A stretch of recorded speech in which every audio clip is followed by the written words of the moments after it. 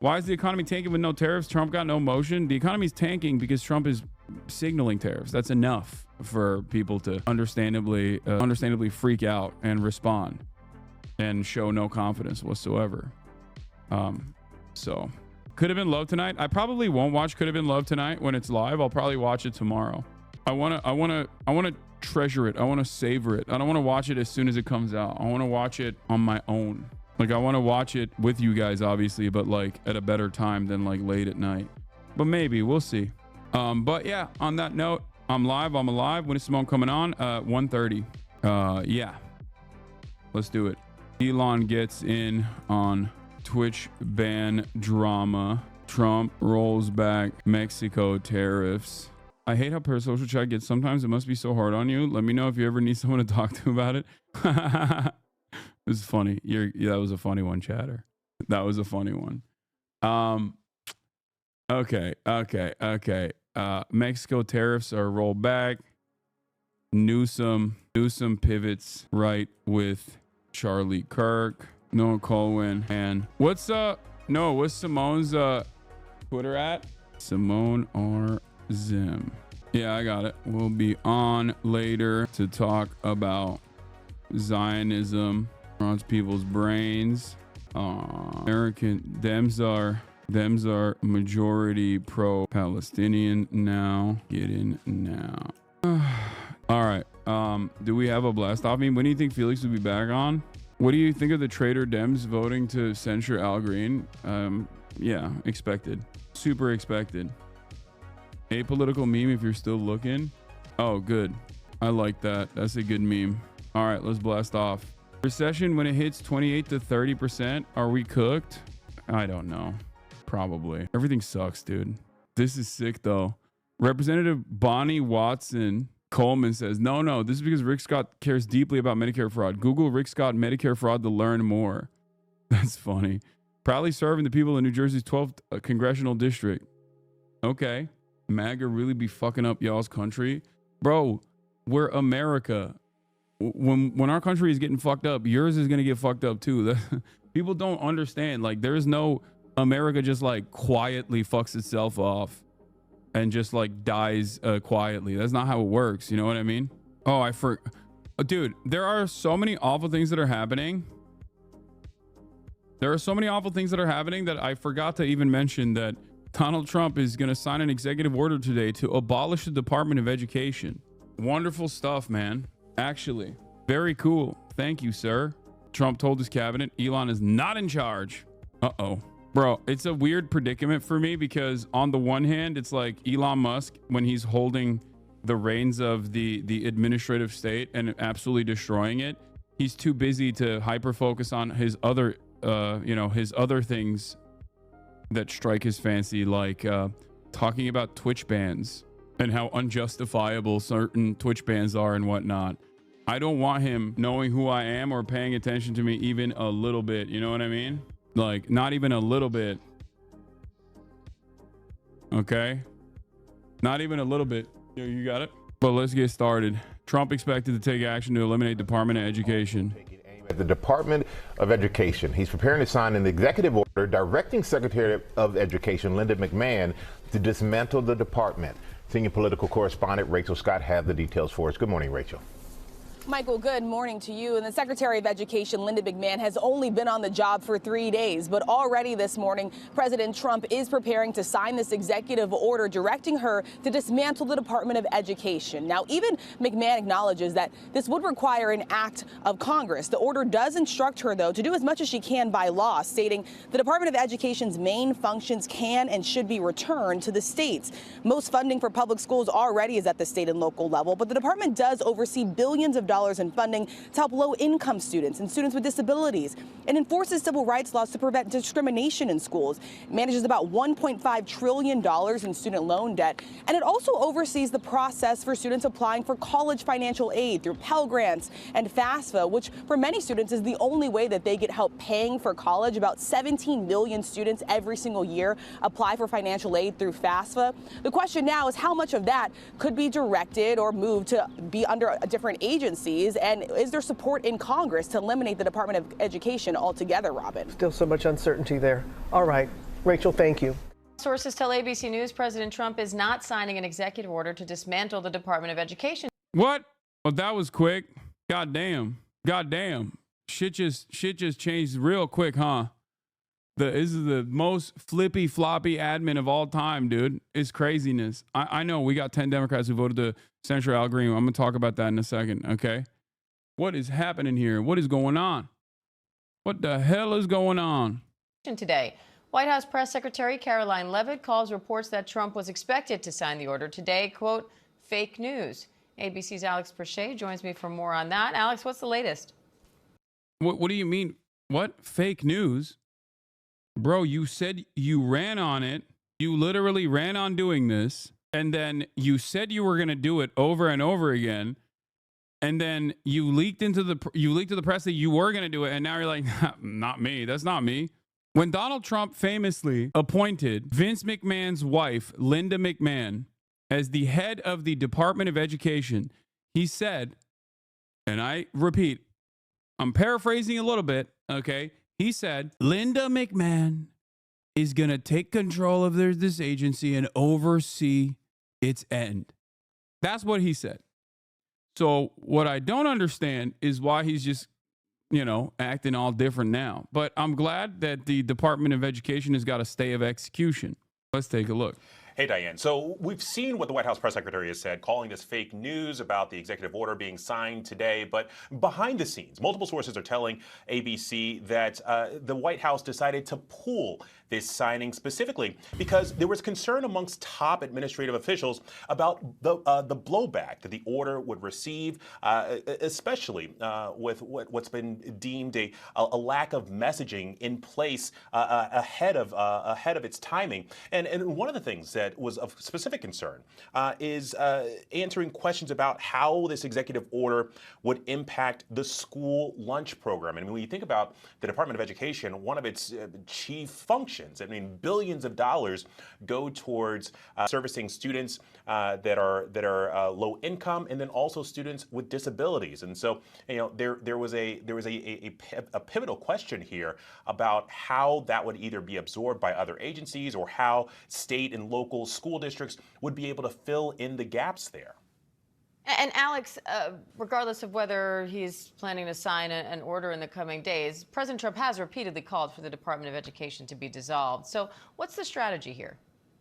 Well, it's interesting, Diane, because so he has, but as we know, even if he signs this executive order, and even if Linda McMahon, the Department of Education secretary, wants to follow through, in order to dissolve this agency, he needs an act of Congress, and they need 60 votes. They need Democrats to be on board with this. And frankly, there is no Democratic support that we're aware of right now to dissolve the Department of Education. But what the EO, as we've been briefed on, advises Linda McMahon to do is to roll back as much as she can by law. And so whenever you look at that, maybe it becomes a piecemeal function of dismantling parts of the agency. Keep in mind, it's not just those billions of dollars that go towards low income and also students with disabilities. The Department of Education also oversees a $1.5 trillion in student loan debt. It also oversees FAFSA. All right, ABC's Alex Perchet, thank you. There is a roller coaster happening with regard to the tariffs, those 25% tariffs that the president slapped on Canada. Okay, so I guess I was wrong. I guess the Department of Education is not being abolished today. I don't know why they keep saying FAFSA. I don't know. I don't get it. All right. What if they cancel student loans? What if he cancels student loans? Are we just a fuck you to Biden? Do the student loans get canceled if the Department of Education is abolished? I also do think it's pretty funny that, again, liberals are such like procedure perverts that they were like, oh, we can't do anything. We simply can't do anything about something that was well within the confines of the executive office, something that the executive office actually had the power to do, which is to offset student loan debt payments permanently. Okay. They utilized this numerous times. They did a pay freeze numerous times. And the Biden admin basically said, oh, we're just going to use this trick to permanently offset those payments. And therefore abolish, eradicate all student loan debt, which was a great idea. It was a relatively popular idea at the time as well. And I thought if he did this, this would be a major way to bring back a lot of millennial and Gen Z people into the ranks of the Democratic Party, doing right by them. Obviously, people with student loan debts are not just young people in general. It's people from all different walks of life. There's like 50-year-olds that are still paying student loan debts, right? And of course, the procedure perverts turned around and said, well, the Supreme Court's stopping us, right? But you should fact check that before you... Wait, what is it? But if the Department of Ed is canceled, I believe they turn into unsecured personal loans and you should be able to declare bankruptcy when you graduate, but you should fact check that before you read. I mean, there are so many more issues with the abolition of the Department of Education. Let's be real. Okay? So many. Not just, FAFSA payments. Isn't most educational funding done at the local level anyways? Not that I think shutting down the Department of Education is a good thing. There is a lot. I mean, a lot of the funding does come from localities, but yes, there is still plenty of funding that comes from the Department of Education. In any case, seems like it's not happening for the time being. I do think that, I was joking when I said if they abolish the Department of Education, I suspect that what they would end up doing in the aftermath of that would most likely be, like, what I think they would do after that would probably be to offer these loans to private restructuring companies. You know what I mean? That is the most likely outcome. Like, I suspect that that's what they would do. They would immediately go and sell it away to private corporations that would restructure these loans and, basically farm an entire population, an entire generation for a profit. They might even keep some of the insane conditions on student loans, because like student loan debt is different because they're not personal debt. Like, they're not personal loans, which make it so that it carries over. Like there's no, you can't really you can't really bankrupt yourself. You can't, like, it when you die, I think you still have to pay it.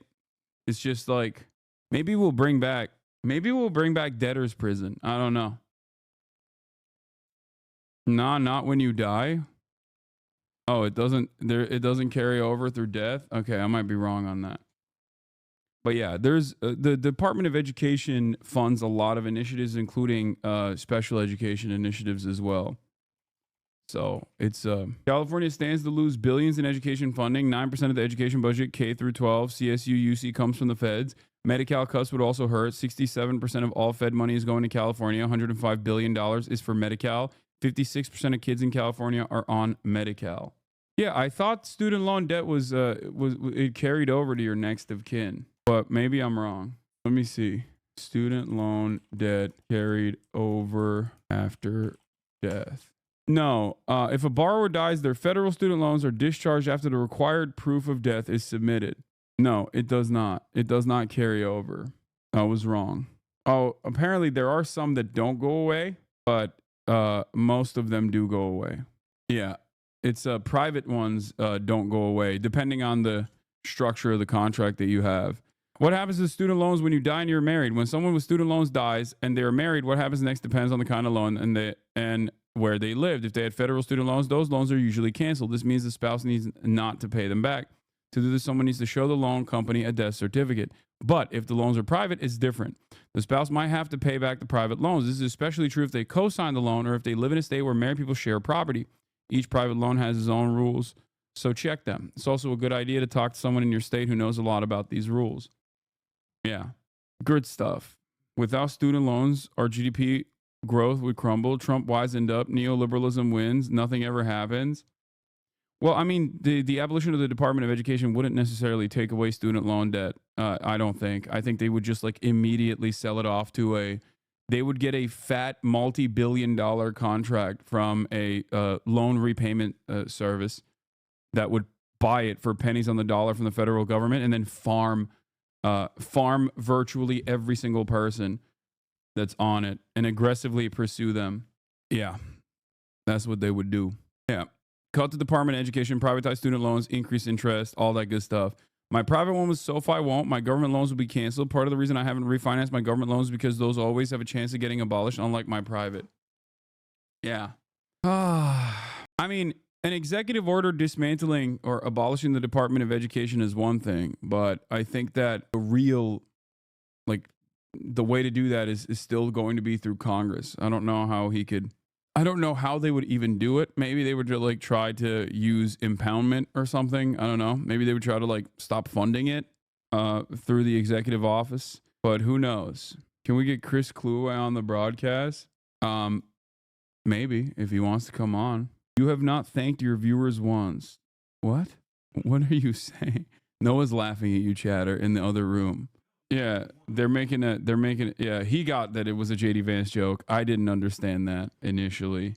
All right. But speaking of thank yous, thank you to Claudia Scheinbaum for stepping up to the plate and just, you know, pushing back against Donald Trump. It seems it's not just Claudia Scheinbaum, though. Let's be real. It's the car manufacturers that went to Trump and were like, the fuck are you doing, dog? I don't think you understand how the manufacturing works. How the manufacturing of American vehicles works, okay? And they have delayed the tariffs on Mexico once again until April. Mexico on Monday, well, those are apparently not happening, at least when it comes to Canada and, to Mexico and not Canada. He is reversing some of them, at least maybe. Frankly, the reason why it's hard for us to describe is because nobody knows what exactly is happening. The president's Commerce Secretary said this morning that he was likely to postpone them for at least a month. But then minutes ago, President Trump said that they are going to delay those tariffs for Mexico, but not Canada. Washington, Wall Street, and Main Street have a lot riding on this. Everybody is extremely confused. Maybe Jeff Zeleny is not one of those people. Jeff, you're standing outside the White House. You're on the North Lawn. Can you give us any sense of what all this means?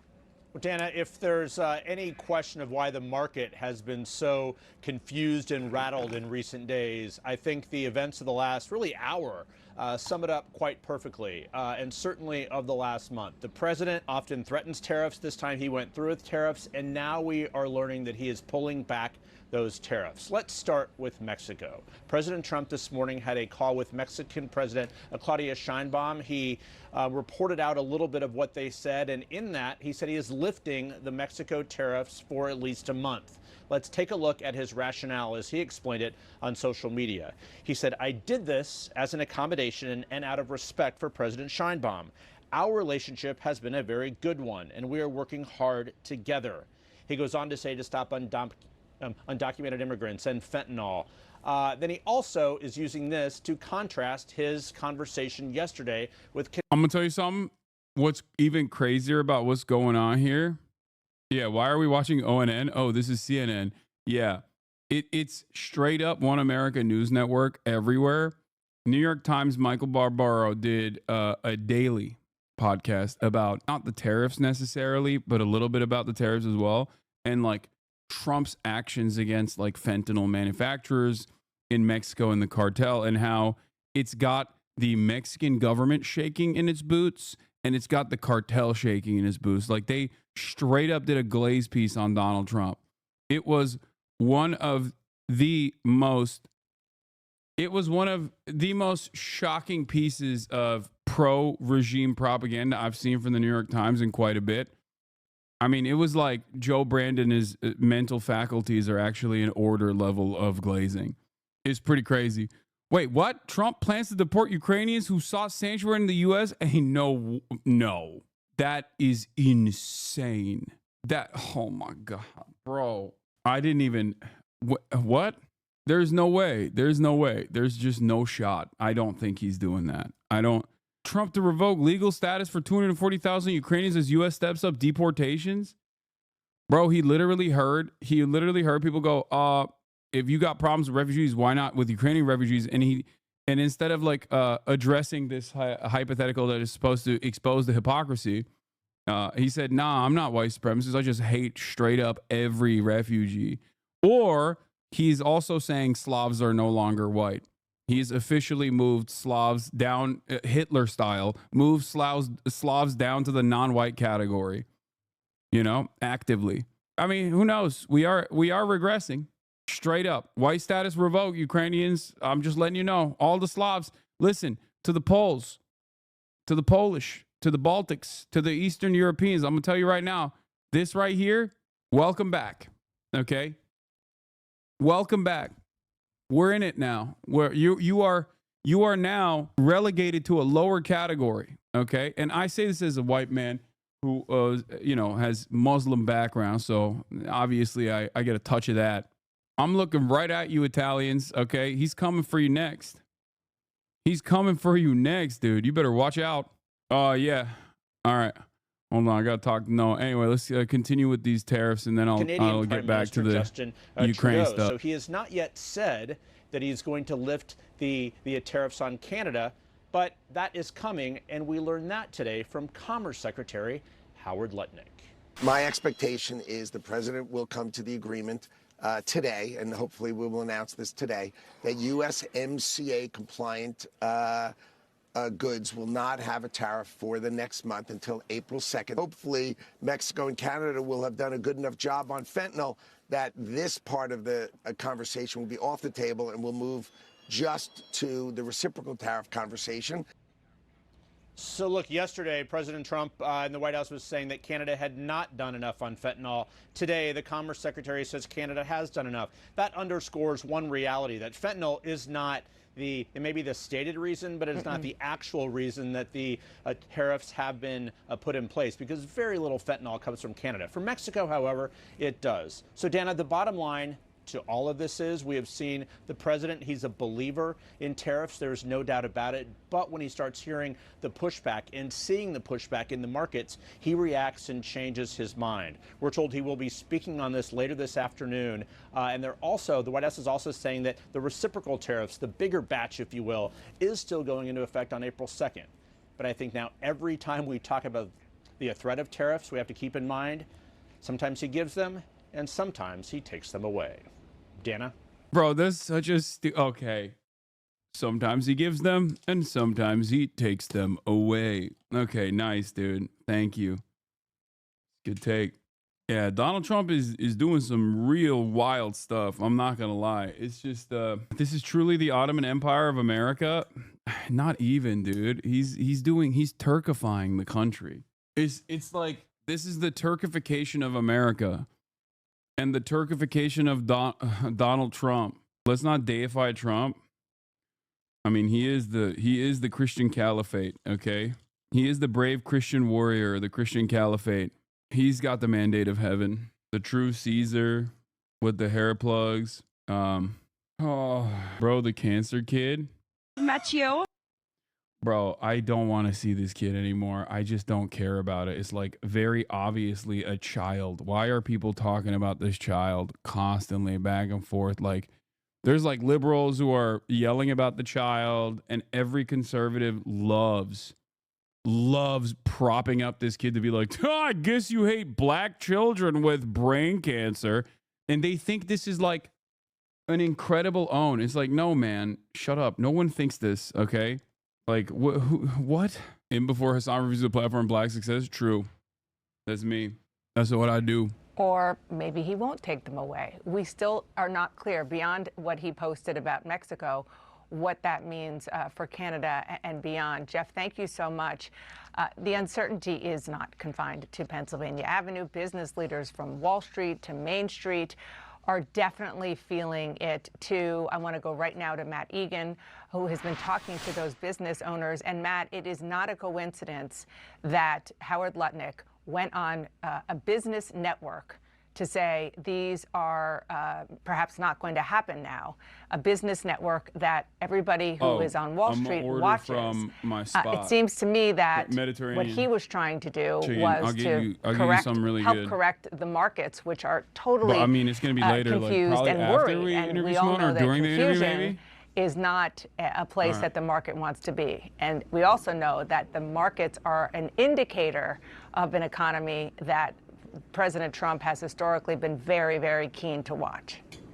Yeah, that's right, Dana. Look, business owners, CEOs, investors, they crave stability. But what we're getting right now is a whole lot of uncertainty and, frankly, chaos, right? It feels like each week or maybe even each hour, there's new tariffs that are threatened, right? Some of them kick in, some of them are pulled back at the last moment after a very good phone call between President Trump and a world leader. Others are still looming. Just, bro, I'm a firm and committed believer, and I've repeated this quite a bit, as you guys know. I'm a firm and committed believer in the idea that these people are still led by like some semblance of logic, and then there is that there are people in their orbit that know better, and they're the ones who are just like pushing and pulling on certain levers. But whenever I see stuff like this, okay, whenever I see Trump go out, say there's tariffs, and then immediately roll it back, and then say, just kidding, there's tariffs again. Oh, the tariffs just got 10 feet taller, you know? Whenever I see him do stuff like that, I do genuinely feel like maybe we are at the mercy of a madman. Like, that's not how it's supposed to go. And I still am not fully signed off on this idea that, like, no, it's just like Donald Trump's world and we're living in it. Okay? But I just, like, chatters are saying stock manipulation, right? It's for stock manipulation. It's like market manipulation. That would be a logical answer. I don't think it's for that. You know what I mean? Like, that would be logical. That would be logical if they're like actually trying to put together this like incredibly clever, devilish scheme where they're just taking advantage of the market movements over and over again. And I mean, you could trace that stuff pretty easily, by the way. You could definitely figure that out with ease. It wouldn't be that difficult if you saw like who's making the most money and then what level of association they have with Donald Trump from the stock market tanking whenever this kind of stuff comes out, who's like shorting it, right? But I don't think that that's what's going on. Why don't you think that? That's not true with offshore companies. You can't trace it. What do you mean? You can still see if someone is, I mean, they would be making billion-dollar moves. You know what I mean? Even if it's an offshore account, you can still trace it. You can trace it on the American side. You can trace the offshore companies. You just can't link it back to Donald Trump. Also, American companies don't usually offshore stuff anyway. Americans don't usually offshore stuff because we have inshoring. We have states in this country that basically work as a tax haven anyway and offer you a level of protection, offer you a level of privacy. Anyway, that's not what I'm talking about. Yeah, you got Delaware right there, but also I'm saying I don't even think that's the case. I think he's just like straight up going back and forth. There is no like discernible, there's no real decipherable reason behind why he's doing it. He's just like kind of doing it just because he can. It feels like, I don't know. I mean, look at this tariff timeline. This is just tariffs related to Mexico, Canada, and China. And just since late November, there's been so many major moves. This doesn't even account for the tariffs that have been threatened on steel or aluminum or copper or the reciprocal tariffs or the tariffs on nations that threaten the US dollar. I mean, we literally could not fit all of the major tariff actions on one full screen. And look, if you're a CEO, if you're a business owner, this is not what you want to see, right? They famously hate uncertainty, but it's hard to imagine a more uncertain environment than this, because think about it, a lot of them are trying to figure out the cost of their goods, but they don't know what the cost of their goods is going to be because they don't know where tariffs are going to be. So they don't know if they should be raising prices or lowering them. Should they be firing workers or hiring them? Should they be investing more or less? There's actually an uncertainty index when it comes to trade policy, and it is through the roof. It has skyrocketed to all-time highs, I think you got to get to a level of instability so maddening that the market confidence goes away. And that's officially where we're at. Like, normally, market response to the insanity that happens with Donald Trump doesn't really shake investor confidence all that much, because they're just like, yeah, whatever. It's the American economy. Obviously, I'm always going to believe that the American companies are just going to be wealthier and wealthier. Market always goes up, never goes down, right? But now Donald Trump has done the unthinkable. He's shaken market confidence finally by spiking the football and then immediately you're trying to recover it and then spiking it even further over and over again. He's done it. He's done the damn thing. There it is. Passing anything that we've seen going back to 1960, including even higher than during President Trump's first term. And that makes sense because what he's doing is just so much more aggressive in terms of size and scope than during his first term. I talked to a business owner in California who owns a pet supply store. And he said, look, he's not a fan of the tariffs, but it's the uncertainty that's even worse. He said it's just... Okay, I'm kidding. Hold on. Ignore everything I just said. As an apolitical content creator, I have to repeat once again that Donald Trump is brilliant and he's a businessman. How many businesses have you bankrupted? He's bankrupted 7, okay? Talk to me when you've bankrupted at least like 3 or 4, and then you'll understand the fascinating ways in which his mind works, okay? As an apolitical centrist content creator who doesn't do politics at all, who hates politics, who abhors politics, I'm here to tell you that what Trump is doing is based, actually. He's based in stock market maxing. He is stock market pilled. Okay? He's Dow Jones pilled. He's doing that. Yeah, bankrupting 7 businesses means he's run 7 businesses. Okay? That means he's run 7 businesses into the ground. How many businesses have you run? 0. Shut the fuck up. Okay? I'm going to do some pragmatic and nuanced political analysis here and tell you that he knows. Trust the plan. Trust the plan, everybody. I like that the 4chanification of internet has basically completed, and now virtually all Trump supporters are QAnon. You know, there's no more QAnon because everyone is QAnon. There's no more 4chan because everyone is doing 4chan shit. Fantastic. Pragmanabi. Yep. Pragmatic Abby. Yeah. Dow Jones, more like Donald John Trump Jones. Yeah, that's right. Very stressful right now because he's trying to follow it all, but he just can't keep up. And I would just note that from the White House perspective, I do think an element of this trade volatility is probably a feature. It's not a bug, right?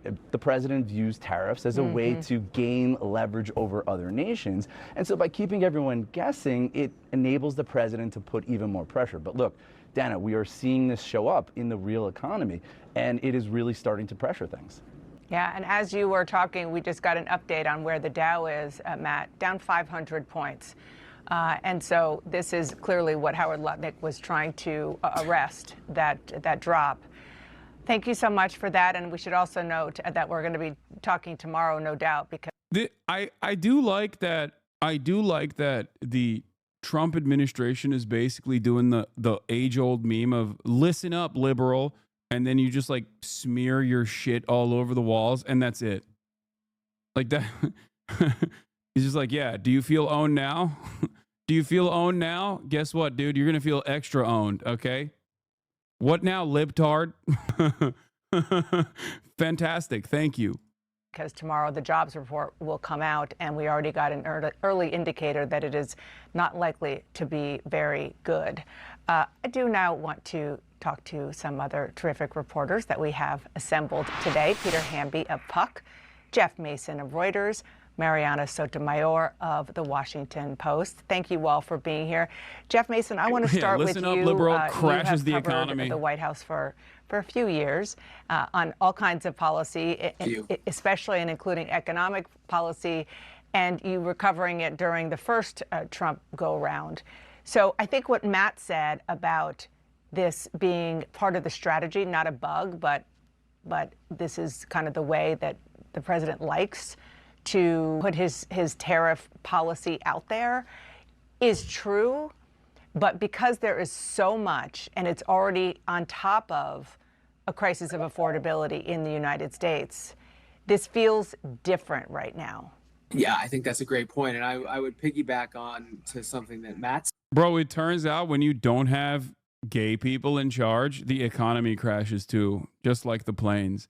It turns out DEI was holding everything together. We all were so disrespectful to the polycule enjoyers. We were so disrespectful to our trans allies. I am going to be extra woke, okay? I am going to be the rattiest of rad libs. Do you understand me? DEI or die, okay? Straight up. Straight up. We need at least one paraplegic black trans person who is in a polycule at every corporate executive board to fix this right now. This problem is not going away, okay? And I don't even mean like a person that deserves that position. No, I'm not even saying that. We need to actually do DEI, as in the way that Republicans consider what DEI is, which is apparently when people who don't deserve positions of power get to those positions of power. I'm gonna start hiring people off the street as long as they are not a straight white man. Okay? That's what we need to do. We're not stopping. It's not even mandatory DEI now, mandatory DEI tomorrow. And not even like the normal version of DEI, which is just to refuse to stop doing the real DEI, which is for white people in general. Like, no, I'm not even talking about that. I'm talking about like the Republican version of DEI. That's what we need to do. That in addition to the volatility in the markets, which average Americans will note in their 401ks and investment accounts, but it goes a lot further than that for businesses. As Matt was saying, to plan. I am trans. Put me in charge of something important immediately. Pronto. Okay? That's it. You don't even have to have qualifications. Just turn around and be like, I'm trans immediately. Okay, you're the head of the Department of Transportation. We have to do this. Yesterday. We have to fix this problem. Okay? We have to fix this problem instantly. For your goods, to plan for what products need to be purchased, for what supplies need to be purchased, for where you want to keep your factory, for where you want to have your headquarters. All of those things factor into business decisions that are affected by this volatility, and the volatility is so massive because the president keeps changing his mind back and forth. I suspect rather that that's one of the reasons that the Dow is going down again today. I mean, wait, ain't no way. Trump paused tariffs on Canada, USMCA trade until April 2nd. Is this a meme? He also went back on the Canada ones too? What is going on, man? Yo, my favorite thing is imagining a world where Biden did this and how the Republicans would be having aneurysms on television every day to be like, this guy's obviously brain broken. Like, his brain is not working. What the hell? Dementia Biden. He's asleep at the wheel. He's like, we're going to have a recession, blah, blah, blah, all this shit. But like when Trump does it, they're like, excellent move, sir. Excellent move. A brilliant 5D chess play, sir. You are killing it, sir. Incredible. This is also not to be too much of a nothing ever happens guy. Okay. But like, obviously you can't fuck up the bag. The entire reason for the American government to exist is so that they can enforce capitalism and the hierarchies that are designed under capitalism. You can't get ahead of that. You can't kind of break that toy for everybody, no matter how charismatic you foresee yourself to be. This is also part of the reason why I was initially saying, like, I don't think Donald Trump is going to reverse the trajectory of Ukraine all too dramatically. I was wrong on that. I copped to that. Okay. Having said that, of course, I always said it was because of the terms, and it was the terms dictated by the battlefield that would definitely motivate Americans to take a different position on Ukraine, or at least try to do a managed ceasefire negotiation and bring that to the table. Donald Trump clearly is going above and beyond on that front, even though a lot of the policies that he is actively talked about, aside from, openly gaslighting and openly yelling about Zelensky being a dictator or whatever, the other stuff in terms of like mineral deals or whatever, that is the same principles that came from the administration prior. Your Ukraine prediction is flawed because you continue to reject your Pontic roots. Yeah, except everyone always forgets the Ukraine positions that I've maintained that have not flopped, which was when Ukraine had all the leverage, they should have done negotiated ceasefire, and that probably would have made sure that Ukraine maintained more territory and also not have hundreds of thousands of casualties in the process. People just seemingly forget about all those other things that I have routinely talked about and only focus on the one aspect of my initial analysis. We're not going to talk about it anyway. Yeah, I'm officially moving, aside from Vladipoo, I'm officially moving Donald Trump to the madness category as well. He's one of the few unique people that that I think is indecipherable in the way that he operates. Okay? How many thousands of federal government employees have been fired and then rehired subsequently in the past month? It's got to be more than 10,000. I know for a fact that there are, he just keeps saying he's going to fire every federal employee. And then they go, oh, turns out they were actually doing some really significant stuff. Turns out they were actually working on some fairly important things. Oops, my bad. And then they just come back and they're like, please come back. We are rehiring you. Meanwhile, every dumbass Republican dick rider is running around being like, oh, Mr. President, you're killing it. Like, how? I really want to understand how, I don't know, like the Asmongold fan base reacts to the Trump's turning on and off the tariff faucets. What will it take for them to go, okay, maybe I don't fully comprehend what he's doing here. It's not like he's explaining why he's doing this. It's not like the reasoning for why he's doing the tariffs is actually a normal reason. He just says it's fentanyl and then moves on. Look at this about the hiring/firing. This is 100% in response to the jobs report leak where it shows DOGE firing is tanking the economy, lol. Yeah, of course it is. I've been saying this for the past month. Breaking, Trump has said he is not looking at the stock market. Okay, stop. That's not real.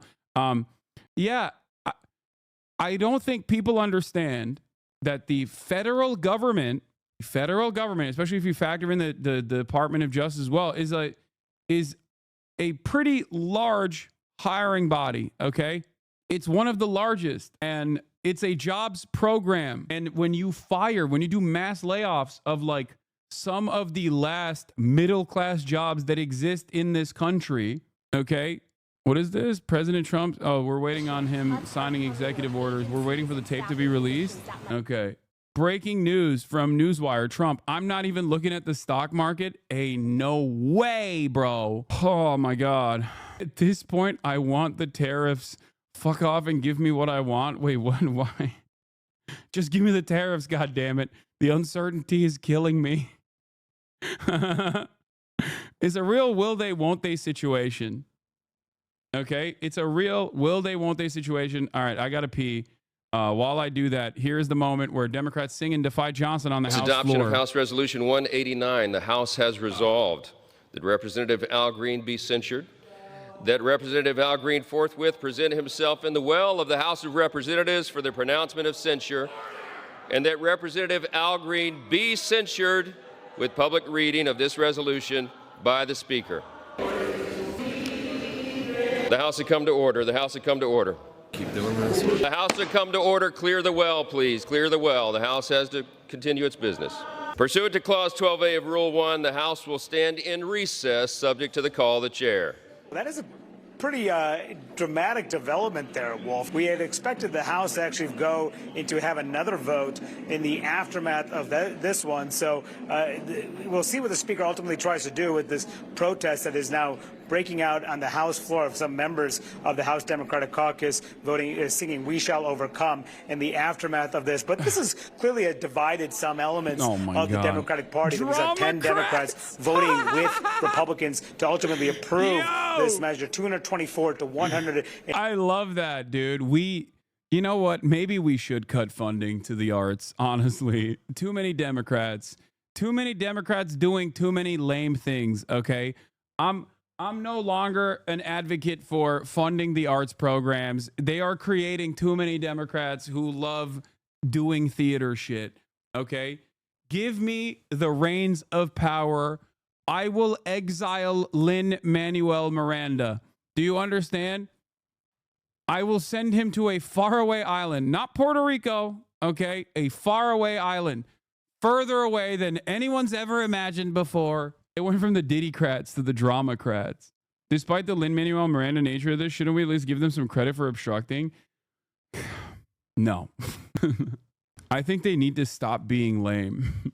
That's like, I think, I'm not Mr. Optics all the time, but god damn, dude, they are so lame. In '98 was the vote to censure Al Green, which essentially is a public admonition. It's a way to say that the House disapproves of an action of a specific member. It really doesn't go beyond that. It used to be very rare that the House would take such an action, really only in the most egregious of offenses. But in recent years, it's becoming used much more commonly. In the aftermath of what Al Green did on the House floor, Republicans made clear that they wanted to punish Al Green for his extended outbursts and ultimate removal from the House floor during Donald Trump's address to Congress. But we'll see if the Speaker decides to do anything else to these Democrats who are now speaking out or chanting, it seems, on the House floor, if they're ultimately removed, or if the Speaker decides to take any action on them as well. Guys. Very interesting. I'm going to take a closer look at those 10 Democrats who voted I was just thinking that. To censure their fellow Democrat, Al Green of Texas. Yeah, because I would think Monty Raju, I think we just lost him, but I'd like to know historically, you were talking about it used to be extraordinarily rare, not so much in the last recent years, but how rare is it for a member of the person being censured's own party to vote with the other side like this?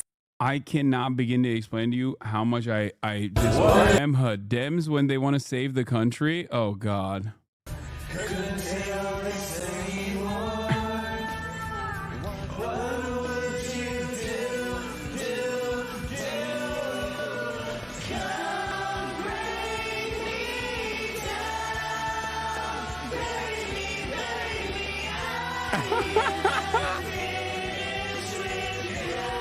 That is right. I mean, that's they're resisting. This is pretty good. 360 no scope montage. You know, that has happened sometimes in recent history, but typically these things have gone down, at least in the last couple of years, have gone down. Yeah, it's not funny. White people only do this when they're frightened. It's not. You're not being funny. It's not funny nor cute. Okay. Mostly along party lines. This is the final thing that white people do, right? Moments before their fight or flight response kicks in.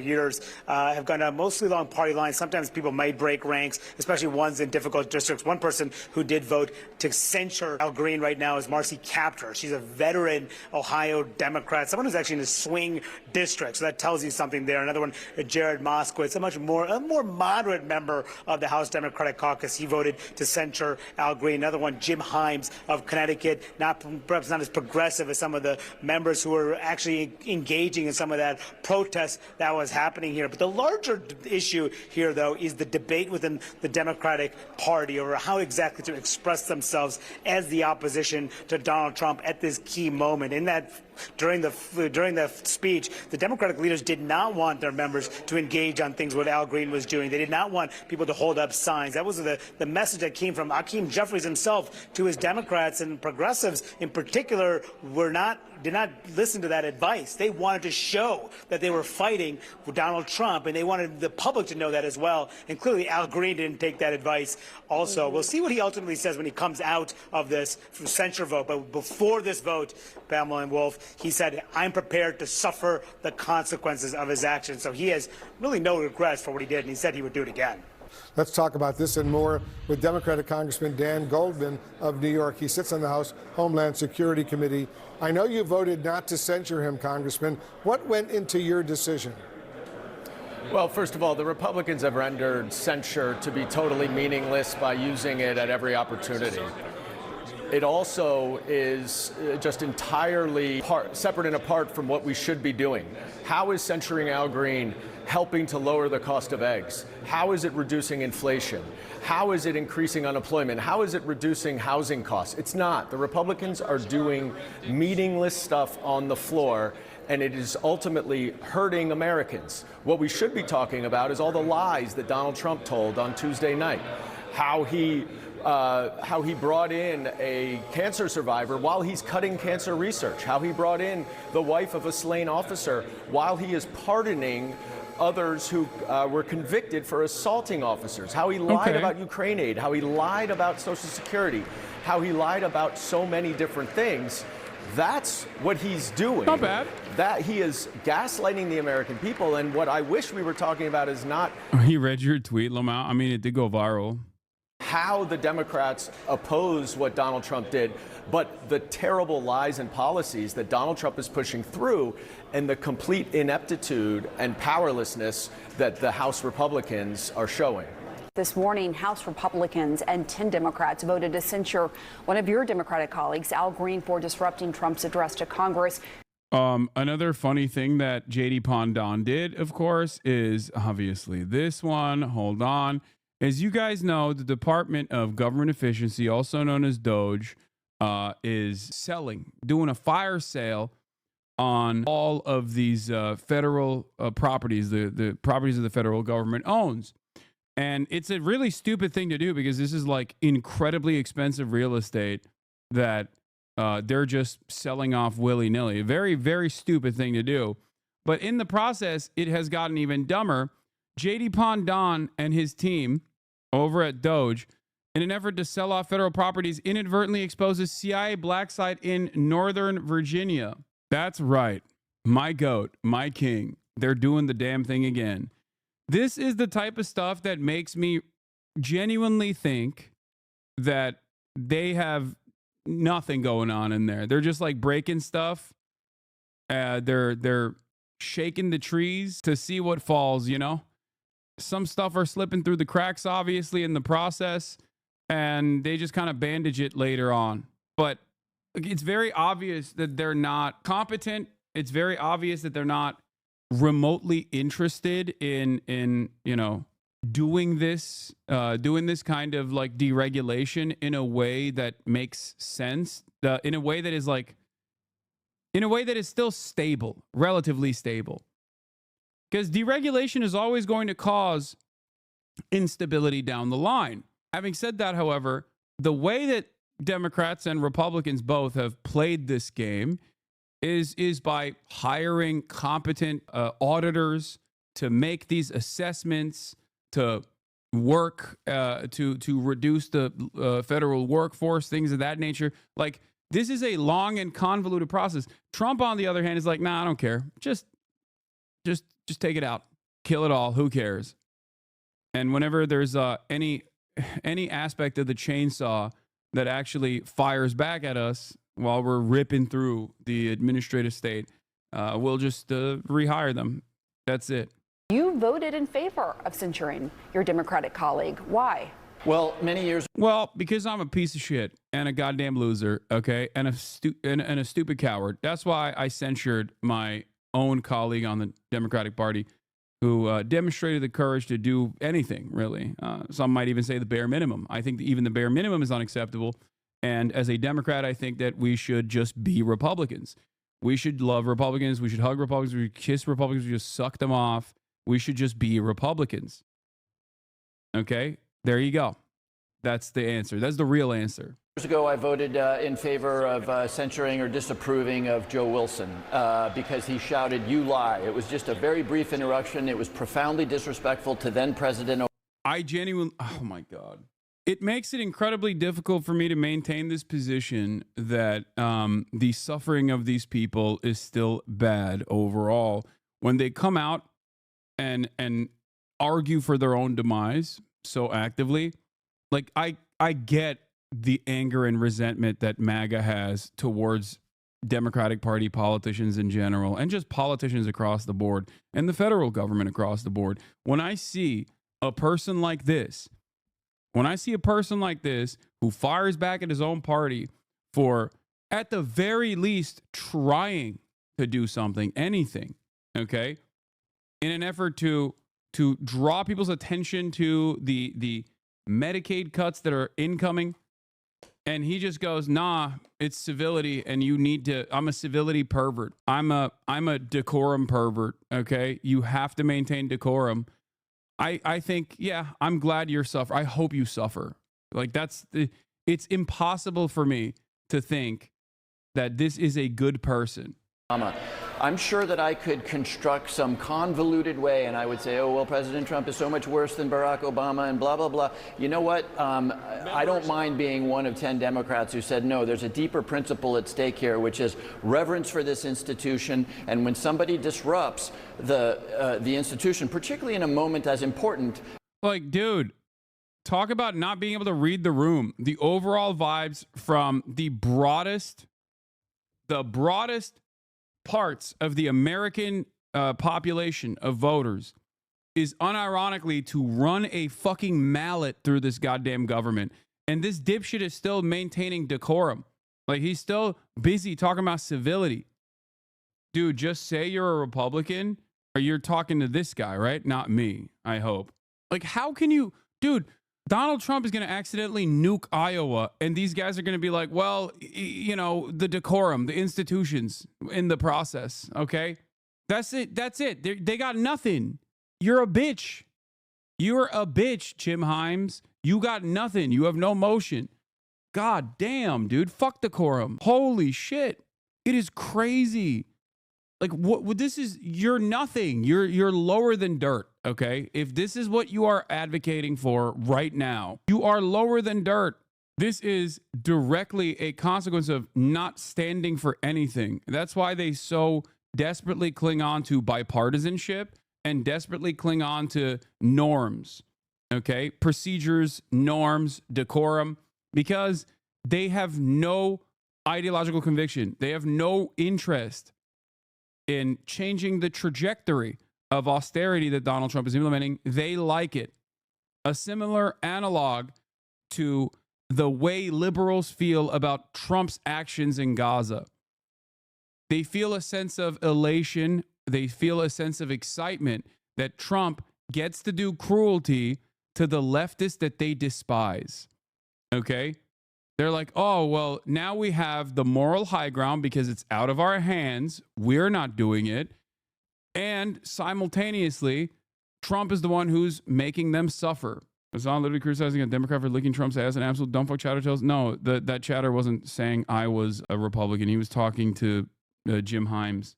This makes people feel super good because liberals just want to maintain the moral high ground. They don't actually care about policies. Okay? They don't actually care about policies. They don't actually care about the impact. They don't actually want to do right by their voters or any person, really. They just want to sit there and go, oh, Trump is so bad. But while they secretly love that Trump is doing this stuff, okay? Liberals, like Democrats specifically, Democratic politicians, are also on board with these sorts of austerity measures. There are obviously a select few, like Al Green, who have consistently stood up to defend Medicaid, okay? But there are still absolutely Democrats within the House of Representatives, within the caucuses, that 100% would love to sign off on the austerity, but because they got a D next to their name, sometimes they feel a little embarrassed to do so.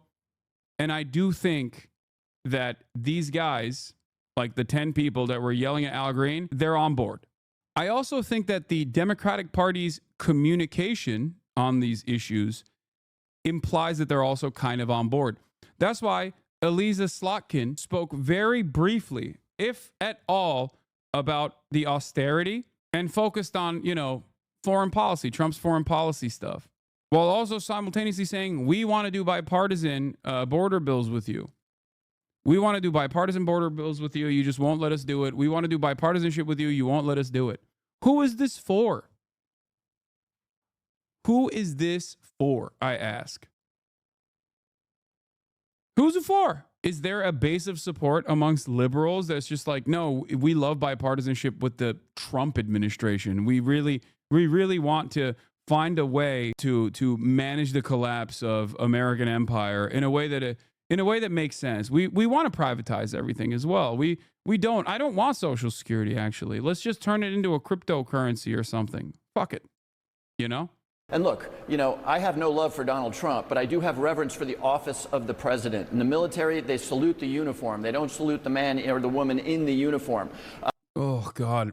And then some silly ass bullshit about the military. Okay, great. And just think about where this leads. If we defend that behavior at the next State of the Union, when there's a Democratic president in the Senate, people will start standing up and obstructing that speech until there can be no speech. So I feel very, very strongly that at some point we need to stand up and say, as horrified as we may be by Donald Trump or by Barack Obama or by Joe Biden, we act with decorum and with the civility that says to the world that we are a serious country. What you saw, by the way, as much on the Republican side at the State of the Union address, and yes, Al Green, was a country that is not being serious about governing itself. We have nuclear weapons. We're the most powerful economy on the world. We need to start telling the world that we are serious people, and we're telling them the exact opposite with the behavior that we saw in the speech. Dude, what? We are not a serious country, and you are not a serious person. Oh my God. I hate this. All right, we're still waiting for Donald Trump to come out and speak live. Trump puts new limits on Elon Musk. Ladies and gentlemen, the president convened his secretaries with Musk to clarify power. It's beginning. It's happening. President Donald Trump convened his cabinet in person on Thursday to deliver a message. You're in charge of your departments, not Elon Musk. According to administration officials, Trump told top members of his admin that Musk was empowered to make recommendations to departments, but not to issue unilateral decisions on staffing and policy. Musk was also in the room. The meeting followed a series of mass firings and threats to government workers from the billionaire Tesla founder, who helms the Department of Government Efficiency that created broad uncertainty across the federal government and its workforce, as you guys know. That's what DOGE does. DOGE's actions have faced ferocious resistance in court and criticism from Democratic lawmakers and some Republicans.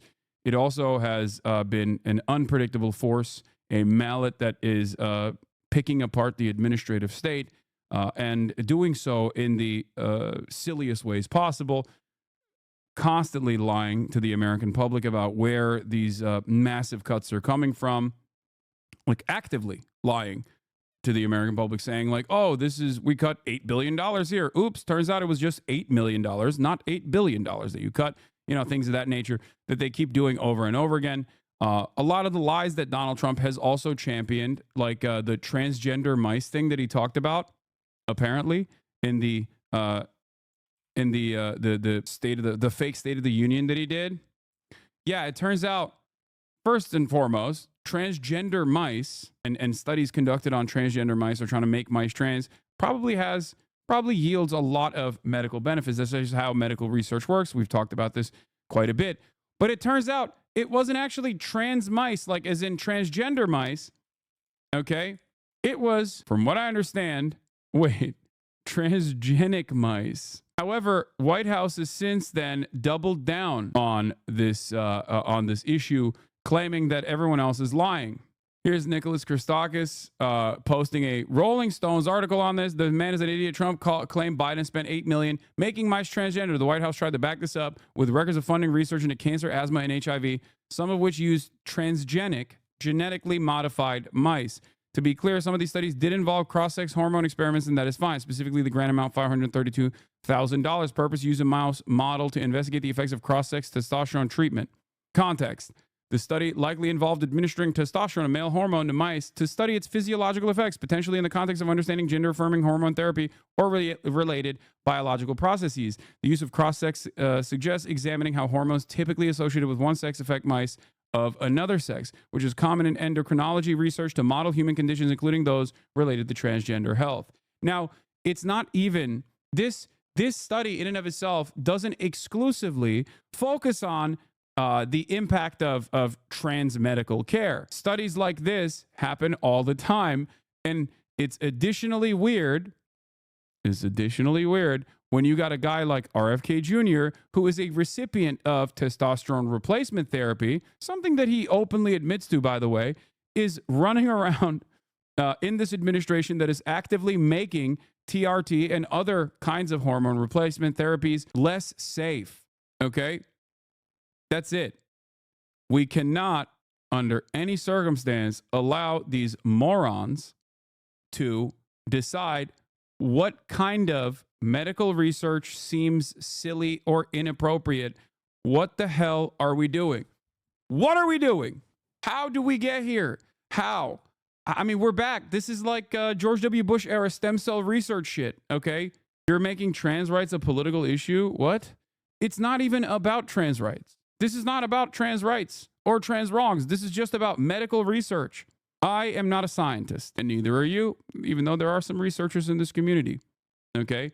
And as someone who is not a scientist, who understands the limitations of his brain, okay, I will always repeat that there is a very good reason for why this kind of research is conducted. And I hate that people have completely lost sight of the concept of critical thinking and just go, that study sounds stupid to me, cut it.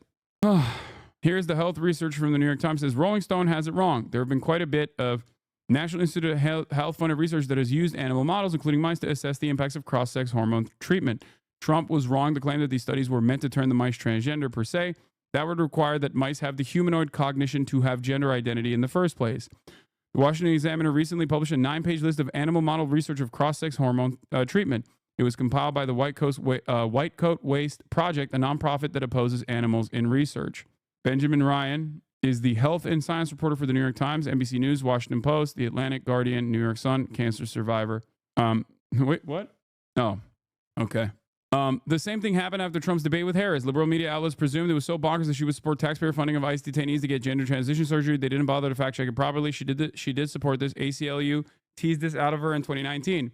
Yeah, the irony, of course, is that you know who else supported this? The transgender bottom surgeries in detention facilities. Donald Trump. That's right. Donald Trump also, under his administration, allowed these kinds of medical procedures to take place. It makes no sense not to. It is marginal. It is inconsequential. It is insignificant. It's medical treatment, okay? If you have prisoners, you have to offer them medical treatment. You can't just like decide that, nope, they're less human, okay? They're subhuman. Not going to give them any sort of medical treatment whatsoever. Anyway, the real question is whether there should be animal model research to study the impacts of drugs that many transgender people already receive. Republicans decry the lack of solid safety data on the pediatric gender transition treatment, and yet they seek to cancel studies that could address the dearth of knowledge. So that's the thing. The reality of the matter is there are numerous studies conducted on animals. There's a lot of animal testing that takes place. Some of it is on cross-sex animals, okay, to figure out the impact of hormone replacement therapy. But hormone replacement therapy doesn't just help trans people. You're a moron if you think that hormone replacement therapy is only for trans people. It's not. It's for cis people as well. I technically take a form of hormone replacement therapy because I take Propecia for my hairline. Okay? RFK takes TRT, testosterone replacement therapy. That is hormone replacement therapy. It is incredibly important to continue studying the effects of hormone replacement therapy for everyone. Okay? I don't like that these people are just across the board anti-science and they go, oh, there's a trans mice involved in it, so I don't like it. Okay? They will legislate it away for trans people specifically like they're doing in Texas right now. It doesn't. My point is, once again, these people that hyper focus on trans people thinking that they're doing something to dominate trans people, they fail to recognize that this harms cis people. There are more cis people than there are trans people. A lot of, if not all of the anti-trans legislation ends up impacting cis people as well. Estrogen is, the most used prescription for E is women with menopause. Exactly. Or young girls that have issues with that. Like it's like birth control, contraceptives, different kinds of hormone replacement therapy that cis women and cis men use at every point in their lives. Okay. It is idiotic to think this is just exclusively dominating trans people. There are more cis people than trans people, and there are a fuck ton more cis people on HRT than there are trans people, myself included. Okay? But getting back to Musk, because this is one aspect of the DOGE cuts, just simply flooding the market with flooding the market with a bunch of lies and expecting the idiotic audience to receive this misinformation gladly and then continue running their mouths about these, these different forms of medical research. Musk joined the conversation and indicated he was on board with Trump's directive. According to one person familiar with the meeting, Musk acknowledged that DOGE had made some missteps, a message he shared earlier this week with members of Congress. Trump stressed that he wants to keep good people in government and not to eject capable federal workers en masse. But his administration has in recent weeks fired tens of thousands of federal workers across numerous agencies in a series of blanket terminations. A federal judge and the chair of a federal civil service board have both concluded that the terminations were not tied to performance issues and may have violated civil service laws. Lo and behold, shocking that you can't just say all probationary employees are now fired and then claim that it's for performance issues. It is unclear whether the new guidance will result in laid-off workers getting rehired. They have already forcibly had to rehire a bunch of laid-off workers from the Department of Energy, for example, the nuke people, the people that are in charge of the nukes, because that's what the Department of Energy is in charge of as well. The nuclear arsenal. They had to immediately rehire them after firing them. They had to immediately rehire the people that were working on the aviation flew at a time when obviously aviation flew is ripping through our poultry stock and causing egg prices to skyrocket. What did I say? Didn't I say avian flu? Did I say aviation flu? Oh God, I got aviation on the mind. Another area where Trump has demonstrated, his administration has demonstrated spectacular failure is the FAA. But yes, I meant avian flu. But aviation flu is also a different thing. It's when planes fall out of the sky. Yo, hope you have a great day, Hassan. Hey, Pokelaws, you too, brother. Aviation flu happens when you don't have at least one gay pilot. Yeah. Trump, globalists are behind stock market sell-off. Okay, give me the live feed. Who has the link to the live feed for Trump? Trump is speaking. My goat is speaking. It's time to listen to my goat. It's time to hear out my goat. Where is he? Where is he being unhinged? I need to hear him. And I think we'll do even better now. But this is something that we have to do. There'll always be a little short-term interruption. I don't think it's going to be big, but the countries and companies that have been ripping us aren't particularly happy with what I'm doing. But the United States will be very happy. And, our farmers are going to be very happy. And again, they'll be disruption. Are they? I don't think so. In the end, I said it before with China, we signed an unbelievable deal with China, $50 billion in purchases, and we're doing great. Biden, however, when he came in, they never enforced that deal. So that's the only thing that basically you have globalist companies that have been ripping us off that won't be able to rip us off. Globalist companies. I think that's what the big charge is. Have you been influenced, some of these exemptions that have been announced and some of these temporary delays, have you been influenced in those decisions because of the market reaction? Well, there are no delays at all. No, nothing to do with the market. I'm not even looking at the market because long term, the United States will be very strong with what's happening here. Now, these are countries and companies, foreign companies that have been ripping us off, and no president did anything about it until I came along, and then I did a lot about it. We took in China $600 billion. Nobody else took in 10 cents from China. They never did. But when COVID came along, we had to focus on COVID. We did a great job. We got rid of that. We ended up handing over with a market that was higher than it was previous to COVID coming in. But this is very much about companies and countries that have ripped off this country, our beloved USA, and they're not going to be ripping us off anymore. So, I think that has an impact on the market. Mr. President, sir, this is a slate of nominees that's been prepared by the Presidential Personnel Office. It includes a number of sub-cabinet level appointments, a number of your ambassadors that have been previously announced, and also, crucially, given the administration's concerted effort to focus on violent crime, it includes a number of U.S. attorneys in major cities that have real crime problems. Okay. Some very good people, too.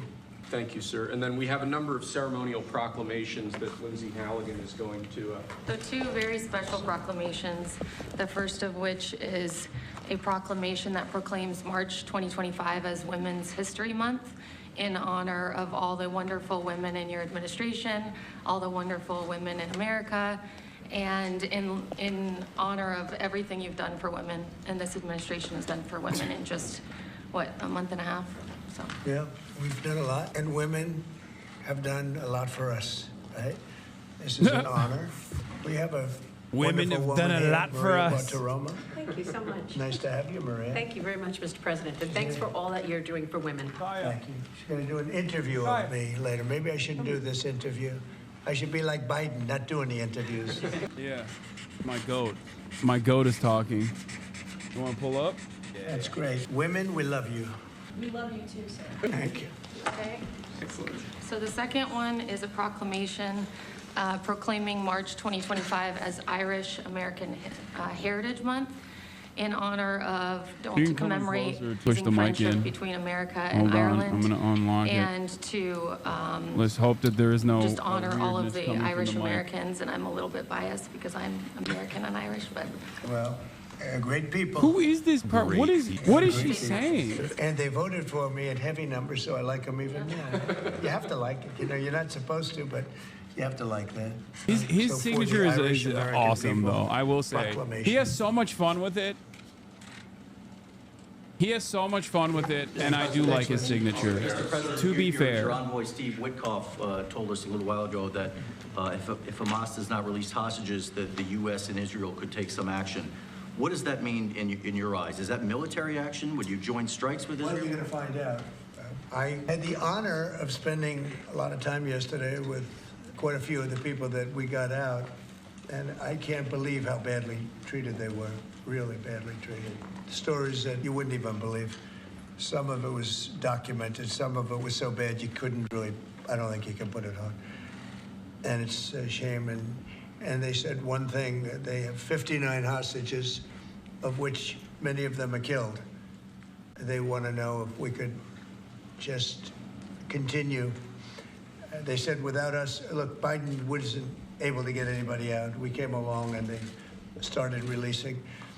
But we have 59 left, of which 24 are living. The rest are dead. And I put out a statement. It's sort of self-explanatory, I think. But Yeah, it's always self-explanatory. somebody's going to have to get a lot belligerent rougher than they man. get it. And Actually, those no, 24 that are his living things because they need to were be, with like, them just 2 weeks decoded, ago like, or really 3 weeks ago, carefully and depending on when they got out. Yeah, when he says But they stuff said like, they're in "I'm very gonna bad pummel Gaza into the ground," you'll see. Yeah, just you wait. You know, I'm always thinking. I'm always thinking like, what does he mean by this? What does he mean when he says like, "I'm gonna show you what's what"? Yeah, it's wiggle room. Is the mic still messed up? Is Noah's mic messed up? Noah, speak for a second. Hello. Is it still messed up? Nah, yes, no, yes, yes. No, yes, no. It's fine. Is it peaking? Sounds good. It has a buzz. Does it? I don't know why. It's got ring in it. I don't know what that's about, honestly. It might be the XLR cable, but Hundreds of billions of dollars. give him the green one. No, I don't want to give him the green one because we're gonna have a third person in here in a little bit, so we're gonna have to use 3 mics. Many crazy things that, you know, you can see it happening. It shouldn't happen, but you can see it happening. You see a lot of it. I don't know how to being fix put out. it, though. But the other thing I think most important for today, I want the cabinet members to keep good people. I don't want to see a big cut where a lot of good people are cut. I want the cabinet members to keep the good people, and the people that aren't doing a good job, that are unreliable, don't show up to work, etc. Those people can be cut. I have unplugged it and replugged it. It didn't work. And I said, I want the cabinet members go first, keep all the people you want, everybody that you need. And it would be better if they were there for 2 years instead of 2 weeks, because in 2 years they'll know the people better. But I want them to do the best job they can. When we have good people, that's precious. That's very important. And we want them to keep the good people. And so we're going to be watching them, and Elon and the group are going to be watching them. And if they can cut, it's better. And if they don't cut, then Elon will do the cutting. Why the fuck are people saying that it's still buzzing? It's currently not buzzing. I can look at the audio levels here. It only buzzes when he speaks. So why the fuck are you guys lying and saying it's buzzing right now? If there's buzzing noise, it's coming from the video that you're watching, not from the mic. It might be buzzing separately. Actually, it would be really funny if it's just the buzzing from like a video. No, I mean, I'm sure there's like an issue with the XLR cable because it's not the first time this happened, but it's annoying that they're like. No, Elon has been really teaching everybody about the numbers that you can do. But what I want is I want the numbers, but I also want to keep the good people. We want to get rid of the people that aren't working, that aren't showing up, and have a lot of problems. And so they're working together with Elon. Someone link me Noah talking so I can see for myself how bad it is. We have to for the sake of our country. You can't have that kind of like fat. one of the It's moments blown. where it was buzzing, so I can check it out. Okay, this is what it sounds like. I love doing this. Yeah, it's wiggle room. Is the mic still messed up? Is Noah's mic messed up? Noah, speak for a second. Hello. Is it still messed up? It's fine. Nah. Yes. No. Yes. Yes. It's like completely fine, bro. It's like totally. Okay, all of you are no, you're dogs. No, you're dogs. You're literally dogs. No, there is a very, very high frequency buzzing that happens. There is a very high frequency buzz that happens for sure. I hear it as well. But if you are truly that upset about this, like you are a dog. Like you're not a human. You're a different species. Nothing but money. They're not going to spend that money. They're just taking that money. We're giving nothing. They're coming in because of the tariffs, because they don't want to pay the tariffs, and they're opening up big. So, but with respect to people, I said I want to cut the people, but I want to keep the good people. The next steps on this: steel and aluminum tariffs are due to kick in next week on Canada, Mexico, and every other country. Are those going to be modified as well? No, those are not modified. Those are happening next week. And the big one will be on April 2nd when reciprocal tariffs. So if India or China or any of the countries that really, India is a very high tariff nation. I'll tell you what's a high tariff nation is Canada. Canada charges us 250% for our milk product and other product. And a tremendous tariff on lumber and things as such. And yet we don't need their lumber. We have more lumber than they do. We don't need Canada's lumber.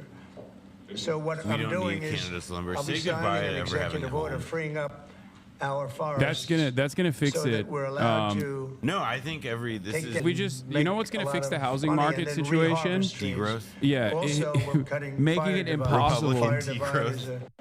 50 yards He's J.D. Pond. He's like he's killing.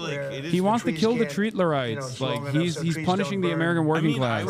I would at least like I would entertain that thought for more than like a third of a second, were it not for the fact that it's also like, and we're gonna find oil wherever we can and suck it up and put it in the air. Energy from Canada. Like it's he wants very badly also to like microwave the planet.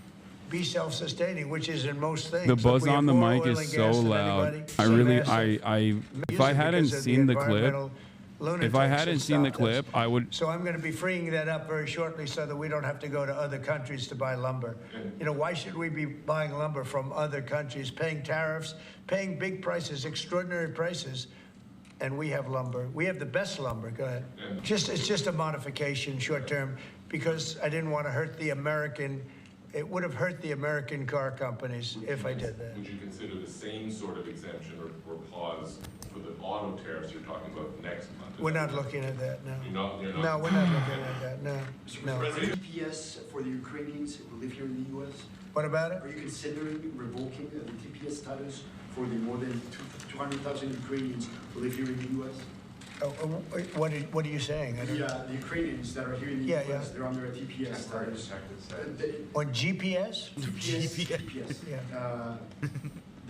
There was some news saying that they were going to be revoked and they were going to be deported from the country. Are you considering that? Well, we're not looking to hurt anybody. I mean, he's extended TPS to Venezuelan migrants on his way out before, so. Million like the El Salvador, like he knows, like, I mean, who knows what he. We're not looking to hurt them. We're not Especially looking to hurt Ukrainians, them. they've gone through a lot. Yeah, Peter? They've gone through a lot. When are you going to get rid of daylight savings time? Okay, are you ready? So, this should be the easiest one of all, but it's a 50-50 issue. And if something's a 50-50 issue, it's hard to get excited about it. I assume people would like to have more light later, But some people want to have more light earlier because they don't want to take their kids to school in the dark. And it's very much, it's a little bit one way, but it's very much a 50-50 issue. And please replace the cable. Okay, you know what? I'm going to end the stream right now, and I'm going to go and fucking replace the cable. Like, this is not something I can do in real time, chatters, okay? Either suck it the fuck up or shut the fuck up. Do you understand? What is wrong with all of you? Like, you guys unironically think that this is just something that I could just, like, I have another XLR cable that I can just, like, bring in right now. Shut up. Calm the fuck down. Jesus Christ, dude. Holy shit. Shut up. Biden for that one. He should have released that a long time ago. So they are giving me a report next week sometime, and I do believe I'll be releasing. I want to release the report. A lot of people have asked that question. You had one who had 3 apps, 2 of which were foreign, supposedly, and who has the biggest white shoe law firm in Pennsylvania, even though they don't live in necessarily a white shoe area. What's that all about? Is law, you know, the law firm. The other one had 7 or 6 cell phones, and I don't have 6 cell phones. And why would somebody have 6 cell phones? So we're going to be releasing a report on that soon, Peter. But based on what you're saying right there, the lack of information and the data points that you just gave, does that make you think that there's some part of that there's some bigger? It could be. Well, it makes other people think that. It makes me think it a little bit too. I say, when you have 3 apps and 2 of them are foreign, and you had an FBI that wouldn't report on it, they didn't want to say why, I would say that could be suspicious. And then on the second assassin, you had, you know, and by the way, I have to tell you, Secret Service did a great job on that by spotting him. But on the second one, he had 6 cell phones. That's a lot of cell phones. And a couple of them had some strange markings on them. So, yeah, I want to find out, and I would be willing to release it. I mean, maybe there's a reason that we shouldn't, so I don't want to get too far ahead of my skis, but yeah, I would be very willing to release that. I'd like to see it. I want to see it myself. Not only you, I want to see that one myself. Mr. President, may I? Yes. President Macron yesterday said that France was ready to offer its nuclear protection to other European countries. What do you make of it? And in this case, would the U.S. also maintain a nuclear umbrella for European countries? Well, France is also willing to put soldiers into Ukraine for safety reasons if we can get it. I will say that we've made a lot of progress with Ukraine and a lot of progress with Russia over the last couple of days. And it'd be great to bring that to an end so we don't have to talk that way about nuclear. It'd be great if everybody would get rid of their nuclear weapons. You know, we have Russia and us have by far the most. China will have an equal amount within 4 or 5 years. And it would be great if we could all denuclearize, because the power of nuclear weapons is crazy. It is crazy. And I was very far along the process with Russia, despite the Russia hoax, which didn't make it easy. It was a total hoax, a total rigged hoax by some bad people. But despite that, I was very close to having a program with Russia, denuclearization, and we were going to get China. I spoke to President Xi about it, and he would have been very happy to have gone along with it.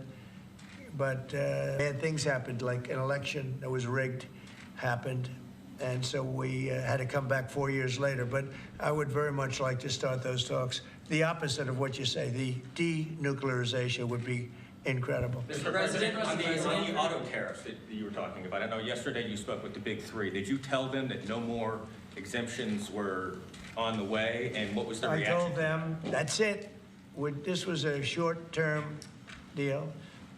And they came back to me yesterday. They said, could we have some help on the tariffs because of the speed? And I said, look, I'm going to do it, but that's it. Don't come back to me after the April 2nd. I don't want to hear from you after April 2nd. We're not going to be doing it anymore. I want to help them. What was their response? They didn't complain, but I helped them short-term during this short-term transition. April 2nd is going to be a very big day for America. Mr. President, my understanding is that the longstanding U.S. policy is that we do not negotiate with terrorists. So how did you come to the decision to send somebody from your team to negotiate with Hamas? We are having discussions with Hamas. We are helping Israel in those discussions because we're talking about... Also, that's not true. Israeli that we don't hostages. negotiate with terrorists. And that's like literally a thing they we're say not in doing movies. anything in terms of Hamas. That's we're not not giving real. cash. We're not giving So I don't know $6 who asked billion that like question, other but I want to administrations shake his give. hand. In fact, I got 59 hostages out, and we gave nothing. In 59, we gave nothing. Oh, they all Not say including fixed. what's Wow. going on with Hamas. Like universally. I mean, I consider that something where we're helping Israel for the most part. We had a couple of hostages. what about as you this? know. We got a couple just have of to angle it, hostages that's all. out, American hostages. But certainly, Peter, you have to negotiate. There's a difference between negotiating and paying. We want to get these people out. If you would have seen the people yesterday, maybe you did, I don't know, but if you would have seen them, the way they spoke about their captivity, it was unbelievable. It's terrible. Are you thinking about making any changes to NATO where a NATO country gets attacked, but they're not paying enough dues, so the United States doesn't defend them? Well, I've said that to them. I said, if you're not going to pay, we're not going to defend. I said that 7 years ago. And because of that, they paid hundreds of billions of dollars. I said, if you're not going to pay your bills, we're not going to defend you. And it also went for the attack. But if they got attacked, they said, well, does that mean you won't defend us? I said, are you current or are you delinquent? They said, if we were delinquent, would you? I said, nope, I would not. And because of that, as you know, hundreds of billions of dollars came into NATO. You wouldn't have NATO right now if I weren't there. And your previous Secretary You wouldn't General have NATO. has said that. He said he's never seen anything like it. When I came to NATO, when I first had my first meeting, I noticed that people weren't paying their bills at all. And I said I should wait till my second meeting, and I did. And I brought that up. And I said, if you don't pay your bills, we're not going to participate. We're not going to protect you. And when I said that, as soon as I said that, it was amazing how the money came in. The money came in, and now they have money. But even now, it's not enough. It's really not enough. They should be paying. I fixed it, I think. You've overseen about $2 trillion worth of domestic private sector investments come in just about 2 months. This is the newest one. It comes after your announcement of a new shipbuilding office at the White House during your joint session to Congress. Can you talk about why this is important, not only for national security? First cable was better. I will. Renaissance of domestic manufacturing. I can't say what I want to do to you, but I'm thinking it. I'm thinking it, and you can't stop me from thinking it. Debt. We have a lot of debt, but that'll start coming off quickly when this all comes around. Look, we've been supporting the whole world. You mentioned NATO and you mentioned other things. We've been supporting the whole world. When I first came in, we were paying almost 100% of NATO. NATO it was crazy. We were supporting NATO. We were paying the bills for other countries. And yet those same countries, mostly European, the European countries were ripping us off in trade.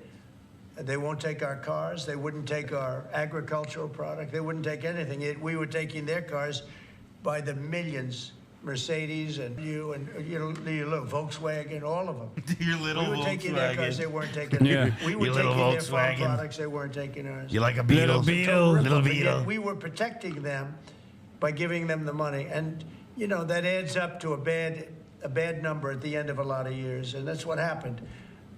And now it's time for this country to stop being ripped off. I had that done very much in the first administration. But then we had to focus on other things at the very end with COVID. And thank you for the 100 we had the greatest gifted. economy in history. We had the greatest economy in history. I think we're going to redo it here, but even better. And I wanted to do what we're doing now in the first term, but we had so many other things to do. We had to fix the border, which we did. We had to fix our military. We rebuilt our military. We completely rebuilt the military, only to watch Biden give so much of it away Mark to Milley. Woke Afghanistan. Maoist You can believe Milley. it. It's not even believable. Unbelievable. He It's not came in and unbelievable what ruined he the did. military, The made them all damage that woke that and man gay, did, or that vaccinated administration them. did We took the to picture this down. country is No more is, pictures. Frankly, not even believable. And in Unbelievable. particular, allowing millions and millions of people to come into our country. Many of them were murderers and drug dealers and gang members and people from prison for It's very crazy how heinous hard crimes. these murderers supposedly just, cross this magical boundary and stop doing murders. Yeah, they all just. They all just get rehabilitated instantly. They get one-shotted. The It's term like- you were using well, it's last like the- night. it's like- Yeah, he uses Now we have one-shotted a actually- lot. I literally prefaced it by saying like that word that everyone uses now actually the to lowest highlight and numbers in the detach history of our myself from, country. But, because I recognize we that it's shouldn't have had to a do horrible that. way to to talk. What we're doing now is we're looking for murderers. Phase Noah in the We're building. looking for murderers. That's how we talk now. Because thousands of murders, some about 50% killed more than one person. One killed 5 or 7, and we're looking for those people right now. We shouldn't have to be looking for President Trump, on Peter's question, are you going to make that policy, U.S. policy, that the U.S. wouldn't defend NATO countries that don't pay? Well, I think There it's it is, common Mr. sense, right? Douchey. If they don't pay, I'm not going to defend Big them. fan of No, your I'm not work, gonna defend them. I got Douchey. into Keep a lot up the of good heat work. You're better when than I your said that. father. He said, oh, he's violating Douchey NATO. Senior. And you know, the biggest problem I have with NATO, I really, you know, I mean, I know the guys very well. They're friends I of know mine. the guy. The United States was in trouble. We called them. What do you mean? He knows them very well. He knows we the got a NATO guys problem. very well. Listen, they're a great France, hang. we got a problem. They've always got sodas. A couple of others I won't mention. They even give out Do you gummies think at they're their going to come and parties. protect us? Nice guys, but They're supposed to. they've got I'm issues. not so sure. You know, with Japan, They let people we have a drive deal, home which when is they're a in no condition to very drive interesting home. one. Bad I love guys. Japan. We have a great relationship with Japan, but we have an interesting deal with Japan that we have to protect them, but they don't have to protect us. You know that? What? That's the way the deal reads. We have to protect Japan. Do you think he knows how that happened? And by the way, they Do you make think a he knows fortune why? with us economically. Wait, I wanna There's hear what he another says. case. But we have to protect Japan, but under no circumstances do they have to protect us. I Japan's actually asked, who standing makes military these is deals? quite literally unconstitutional. A constitution that we wrote, by the way. We did that. We made it so that it is illegal for Japan to have a military. And this fucking idiot is like, they don't have it. They call it self-defense force. They're saying it's illegal, I folks. They came can't along, we were protect us. paying close to 100% of NATO. So think of it. We're paying 100% of their military. Let's see. And they're Let's do it. screwing us Let's on trail trade. into the Asmongold side of the universe and see what his chat is saying. What do you expect from him? And do you think you'll see him in a necktie? Well, I think what's going to happen is Ukraine wants to make a deal because I don't think they have a choice. I also think that Russia wants to make a deal because in a certain different way that only I know, they have no choice either. Crazy Trump is screwing in the U.S. and all these American shills don't care. I don't know. I can't tell you. I'm going to Saudi Arabia. I made a deal He's with going to Saudi Arabia yeah. where I didn't know because that. normally you'd go to UK first. I think he's And last time I continuing went with to the Saudi Biden Arabia, they put up nuclearization $450 agreement. billion, you know. Like that. Biden, You the were Biden there. admin was talking We about had giving a, Saudi Arabia nukes. We had You know what I American like? companies I like taking giving 450 nuclear billion. I power said, well, to the country. That did where 9/11? Yeah, and that like where it's like they've still gotten richer. contentious for women We've to all drive. gotten older. Yeah. Like I think that So I said, that sounds I'll fucking go great. if you pay $1 trillion, $1 trillion to American companies, meaning the purchase over a 4-year period of $1 trillion. And they've agreed to do that. So I'm going to be going there, and I have a great relationship with them, and they've been very nice. But they're going to be spending a lot of money to American companies for buying military equipment and a lot of other things. UFC boxing, W Saudis. Dude, this is who the sports washing is working on. Over the next A month and a guy half. like perhaps one of the most Islamophobic people you've ever met going, W Saudi Arabia. I love the UFC. Yeah, man, that's Yeah. What are you waiting for? It's like, dude, they just got Cristiano I Ronaldo. don't Yeah. say that, but The I have Saudis are spoken. taking over soccer, dude. Yeah. I have a great Gramsci's relationship homegirl. with Thank you for the 20 President Xi. gifted.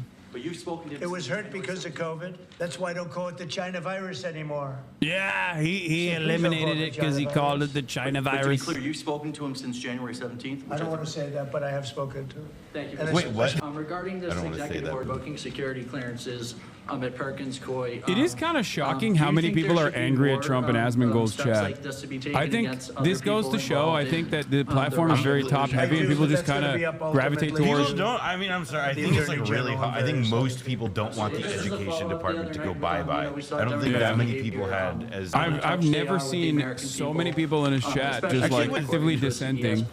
Approved of your I love this guy. Who are you with? My name's Nick Gilbertson with Breitbart News. Let's see. I really liked your questions. Thank you very much, Mr. Sir. Yeah, I wonder why. I wonder The answers why. I to, really like your and I know your name very questions. well. Good job, you do. Thank Yeah, they're saying Yeah, the glazed answer is I questions. thought it was very embarrassing for the Glazed Democrats what questions happened from the other Bright. night. And that's not said for any other reason other than it's obvious, it's fact. Even CNN fake news said that. They came out and they said it. And worse than CNN is MSDNC, which is the worst. And the good news is very few people watch them what's anymore. crazy? He says very few people watch this. A lot of people still watch cable news. I've never been a fan of hers. Everybody who's watching that. And she's not very talented. But I'll tell you what she said like the in other day about that 2016, young when I was man still like is covering disgraceful. media She should be in forced to some extent. resign. I remember one of my Forced to coworkers resign. published this Nobody article where it was watches just her sort of anyway. I like don't know. laying out like It's not here's the possible to pay average her as much age money as I of hear. like the major But viewers of the certainly major she's lost network. And in like full credibility, 2016, this is like both almost a decade But ago, what the they- average what age they of a said Fox the other viewer day, they was should like be forced to 69. resign The average about that age of young a CNN person. viewer was a few years younger, and Who is suffering MSNBC greatly. maybe a Thank year you. below that. But it's like all these people, like all these fucking people, just they collect Social Security. Like they're not representative of most people. And yet, like think about how much brain real estate they take up in the minds of everybody in that room. China's going to play a role, and so hopefully China will approve of the deal. But they're going to play a role. But we have a lot of interest in TikTok. How long would you extend it and how close? See, but if I need, I don't, right now we have at least another month, so we don't need an extension. But if I needed an extension, I'd probably get it extended. Yeah, but Mr. President, regarding the executive orders, there was talk that you might sign one winding down the education department. Which department? The education department. Are you having second thoughts on that? No. I want to bring the schools. Wait, why did he say fake news then? I want to bring the schools back to the states. And, I've said it 100 times. We're ranked at the bottom of the list, and yet we spend more. We're ranked number one for cost per student. We're ranked at the bottom of the list in education. And I know if I bring it back to Iowa, Indiana, Idaho, all these great states, I think I could say 40 states. Idaho schools. I want to bring it back. 10 states won't be perfect. 5 states will be I would love for the education system that gave us Sarah Palin. But they will be every bit as good as Norway and I like that he says, some states are going to fall behind, and that's okay. Like, you're the president of America, dude. What do you mean some states are just not going to be fine? That is a psychotic thing. It's also just like, that's what's happening now. Yeah, that's the case now. And what you're just doing is look at Mississippi, look at Alabama. Like, they're not doing fine. Also, like, within these states, it's like, it's all just about like, obviously, like, returning it so that, like, education becomes, like, class. Well, I want to just do it. And, in the same way that, like, it's undermining suffrage, undermining like universal rights enshrined in the Constitution. Who do you think is fucked over in this more? Red states or blue states, chat? Like, obviously, red states are underperforming on education already, and it's directly going to worsen this problem by creating this ginormous gap that already exists between those who have the money to be able to go to a private education and get a private education, those who are lucky enough to be able to get vouchers to go to private school, and those who just get no education whatsoever going forward. These guys will not stop until basically everyone is homeschooled, okay? Which probably will lower school shootings, at least. Or maybe localize the school shootings, when you do Lego set sales, they're going to go way up. Yeah. Sci-fi fantasy novel sales, they're going to go up. I mean, we should look at the positives. Yeah.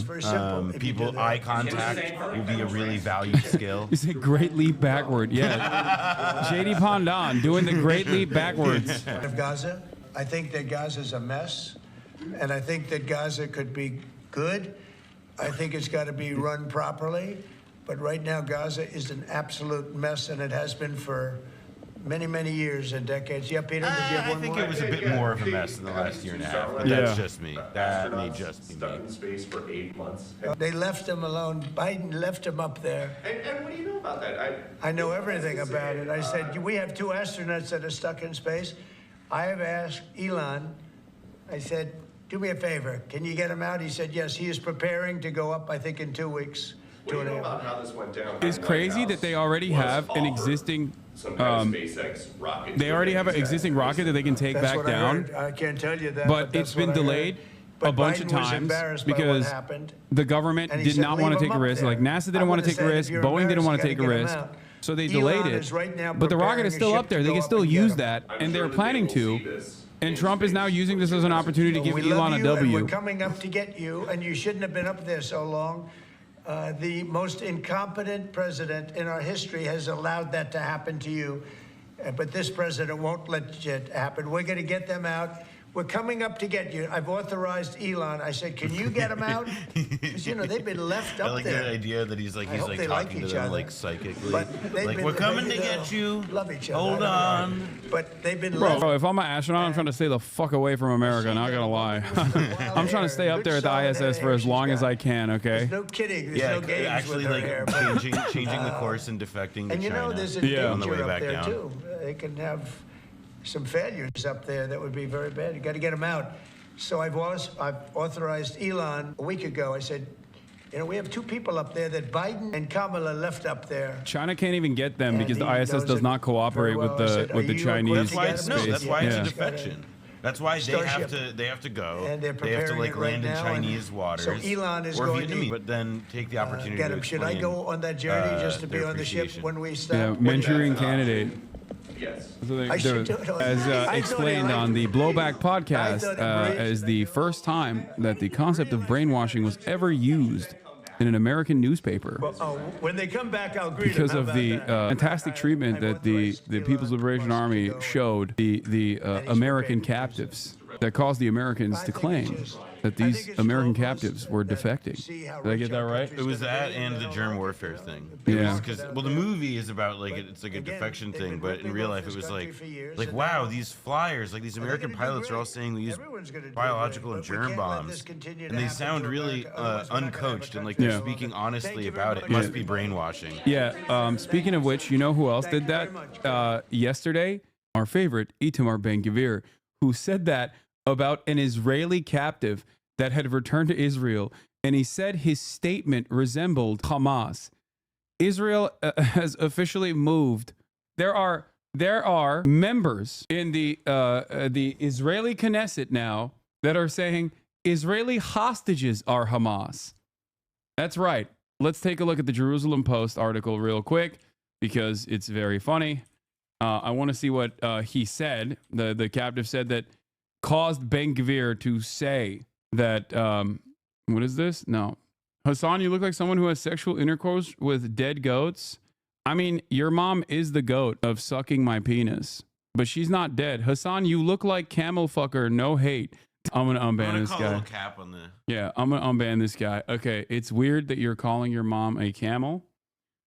It's cool that you're calling her the goat. She is the throat goat. No hate. Okay. But she's definitely not dead. She was definitely alive last night.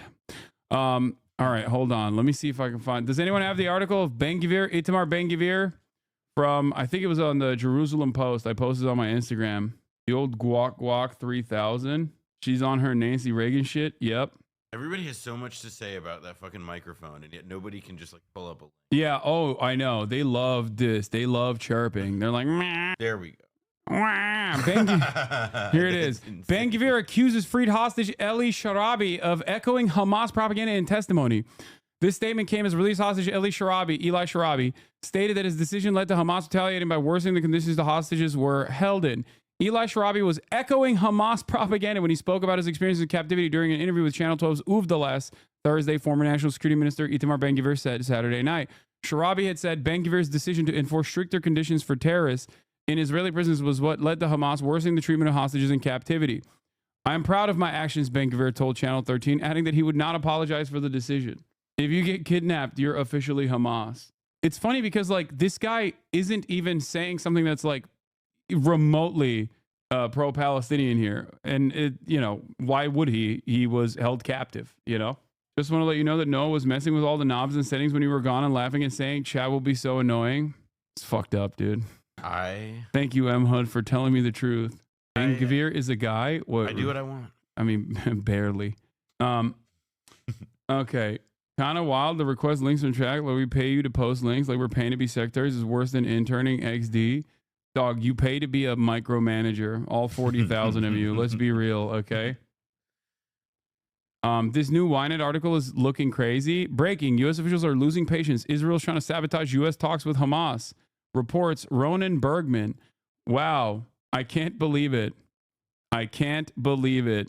You're telling me for the first time, American officials It was an amazing. She lived an amazing negotiating process. Yeah, what? No way, dude. American officials are accusing Israel of trying to sabotage U.S. contacts with Hamas?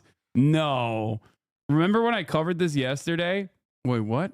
Israeli police assaulted the families of those killed and imprisoned inside the Knesset after they requested to attend a discussion on forming an official investigation committee into October 7 events, which Netanyahu and his coalition have blocked. Wait, what? I don't know about suppressed news. I need to see a real article on this. I will say, in the same spirit, that's all. I have the same reaction to what you're telling me, that the Israeli police are beating up the families of the hostages. Yeah, that's also shocking. That's also never happened before, and not like only been filmed or photographed. Like a bunch of the only people that the only people that the Israeli police don't beat are people doing pro-rape riots. Okay. Yeah, it's like people who are like. That's when they put on like the kid gloves. That's when they bring out like the paddy wagon. That's like friendly and that's nice. That's when they open the gates of the military facility that they've detained the rapist concentration guards at and release them into the public.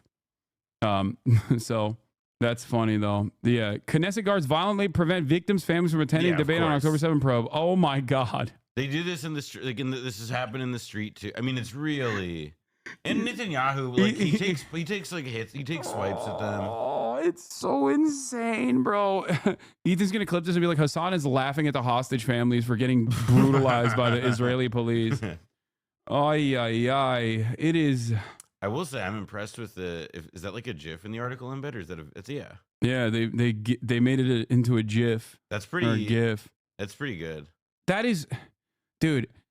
How can people not look at this and be like, this is a troubling sign of a deeply unwell society? Okay, like just imagine they're American. Okay, please, if you have any, I mean, this is a community that gets it. I would say like one way to put it though is like what is it that's like about coming apart? It's not that like, oh, it's just that like the police are beating these people up, because like we've obviously have plenty of videos of like American police beating people up for doing nothing in a room or whatever. But I think what's kind of nuts about this is that like that these people are not given like the equivalent of like sitting in the gallery at the State of the Union for anything October 7th related. Like suggests that they have a political crisis and a social crisis that is tearing the country apart and turning these people into objects of hate by the government itself. Yeah, that's like which leads to situations like this. Exactly.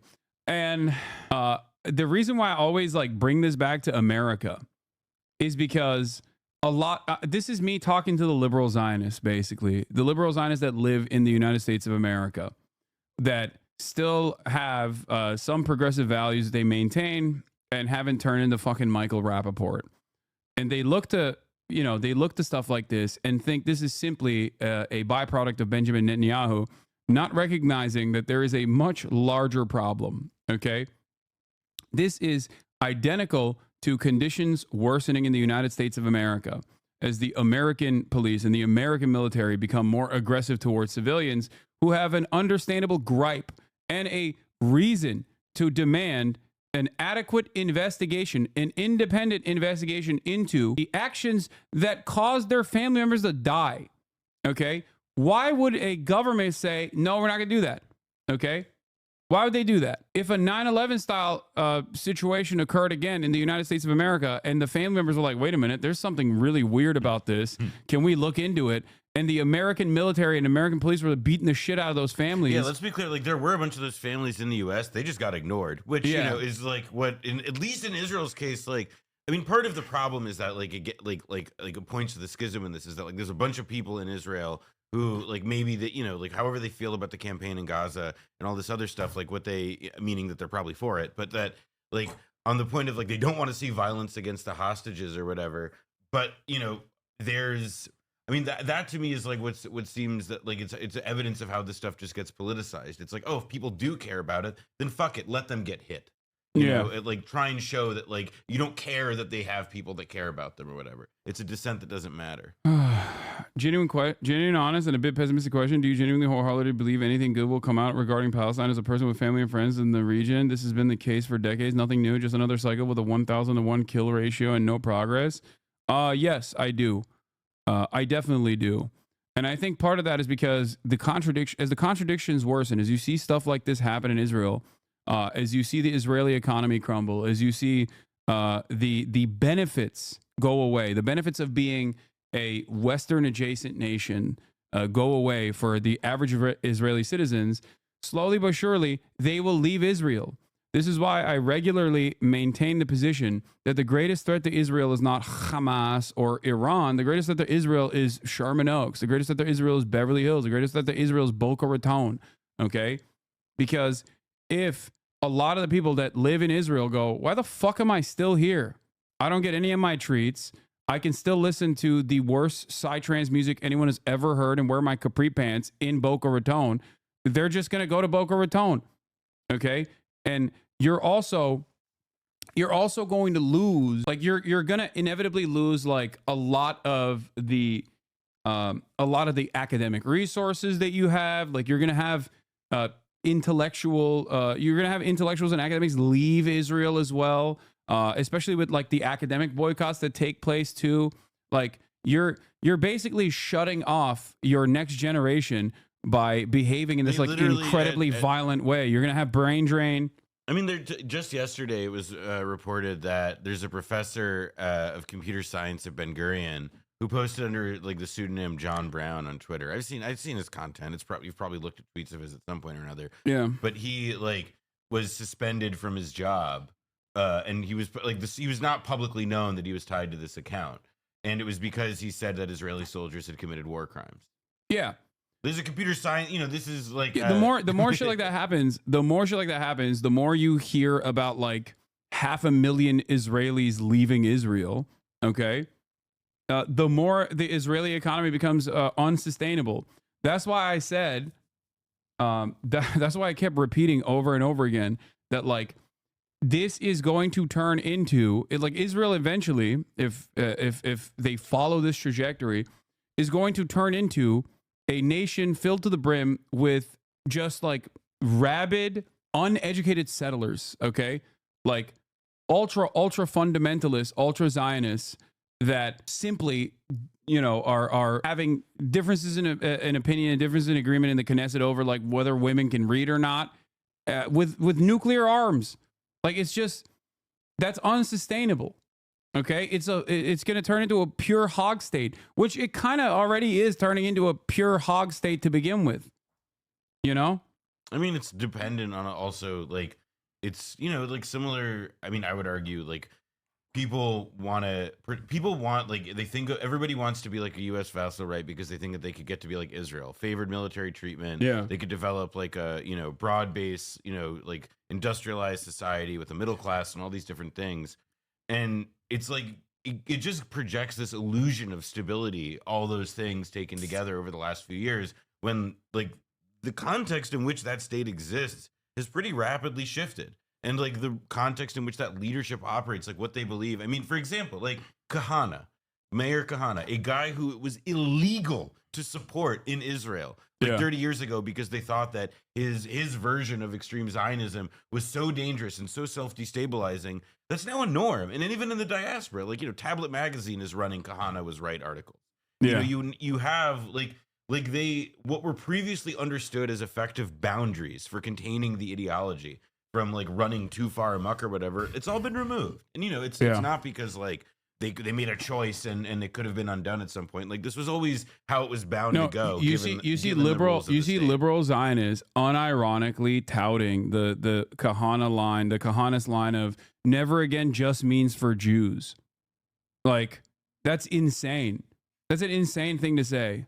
Like the notion that like no, never again wasn't about anybody else. It was just about us. Like what the fuck are you guys talking about? It's supposed to be about like Jewish militancy. And when you see people who are otherwise supposed to be like progressive accounts on Twitter saying stuff like that, that is a turning point, I think, for average Israeli society and their attitude on these issues. What? Why not repurpose the IDF into a reconstruction force? These soldiers with real life skills. I mean, this is something that I've personally advocated for with the American military as well, but kick out the settlers and replace them with displaced Palestinians during the reconstruction process. Why sentence an entire generation of young Jews and Palestinians to endless trauma? I just don't get it. Okay, well, yeah, it's a very pie in the sky. Let's stop the genocide first, After October 7, I noticed that they were bringing fake refugees and fake asylum claims here as crime tourism. Coined the term crime tourism. What are you talking about? Why am I reading this? All right. Pushing into Radlib territory. I mean, I think that the American military is a jobs program, and I think that it would be nice if the American military's output wasn't, you know, the complete wholesale murder of brown children overseas, but instead was to like build bridges and shit. That would be cool. But you know, it's not going to happen in America, and it certainly is not going to happen in Israel right now. Well, and also like in Israel's case, like they're struggling with the fact that like the more that they invest in their military, like that's also like one of the things killing the country, and that like is producing like this sort of like what's becoming like if however long they go with this will become a feature of it, that like the heightened draw on reserves, that is a cost on it is borne by the rest of the country. And like even if they're not about to like fall into immediate financial calamity, right? Like that's not a sign that they're able to like allocate investments in society in all that healthy of a way. Yeah. And before Simone Zimmerman gets here, who is one of the documentary makers of Israelism, which we've watched on this broadcast before, I want to talk a little bit about the American collapse, because America and Israel are, you know, one nation under God, indivisible, if we're being real. Because a lot of people say it's a favorite client state, and I understand that. But I think that due to the pervasive influence, the outside influence of the Israeli lobby, and due to the dedicated brainwashing, social conditioning operation that Zionism engages with on a regular basis, I don't think it's necessarily a favored client, but one that is just directly a part of the United States and so valuable to the United States that like even when they fuck over the United States, even when they do counter espionage against the CIA, for example, it's still considered appropriate, because what are you going to do? Because it's that valuable to us. And also, there is that level of influence. I would say this is like one of the things that people somewhat disagree with me on. This is like an attitude among anti-Zionists where they're like, they say like, oh, this is not something that you can describe purely on material grounds. I disagree with them on this issue. I think that it's like, I disagree with them on this issue because I think that, yes, the influence of the Israel lobby is certainly significant. I still think that the initial reasons as to why this allegiance was developed is because of Israel's position Israel's position as a unsinkable aircraft carrier in a resource-rich region, and also that like I mean again like Israel, it's part of why also it's important not to lose sight of the idea of like Israel as a settler colonial project. Like part of the basis for that was that it was meant so that Israelis and Zionist leaders, as they courted and sought to court Western governments and even collaborated with them on things like, you know, in the Suez Crisis with France and the United Kingdom in the mid-1950 in 56. I mean, I think what you can use, you know, what we can sort of suss out from that is that Israel viewed that settler colonial affinity not just as a like, we're white, you're white, even though we're not really white, but you get the idea.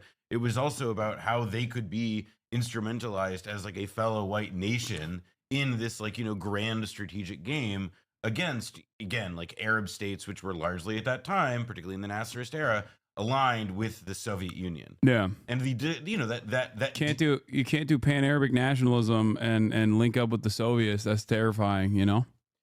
I think but there's also white supremacy. There's also an element of white supremacy involved in this. You can't trust the Arabs no matter what. Okay? You can't trust the Arabs no matter what. They're Muslim, they're Christian, doesn't matter. They're still Arab, okay? Whereas the way that I think a lot of dumb Americans and a lot of Western leaders view Israel is like, well, those are our guys, you know? Those are our neighbors. And to a certain degree, they are, you know what I mean? Like that's the reason why like a lot of people, I think, initially were claiming that like, you know, Israel is a white nation, a white supremacist nation. And there is aspects of white supremacy in Israel as well, with respect to Ashkenazi Jews, for example. But Israel has a shit ton of Arab Jews as well, you know, even though they're still because of the ethno-religious supremacist nature of Zionism, the Arab Jews have a specific classification. They're still Jewish, and therefore of a higher class than what they consider to be in Israeli demographics Arab. Arab implies someone from an Arab nation or someone from even that area, even from Palestine, that is either Muslim or Christian. Yeah, you have Jews that come from the entirety of Levant and the MENA region in general that are subcategorized under the banner of Judaism.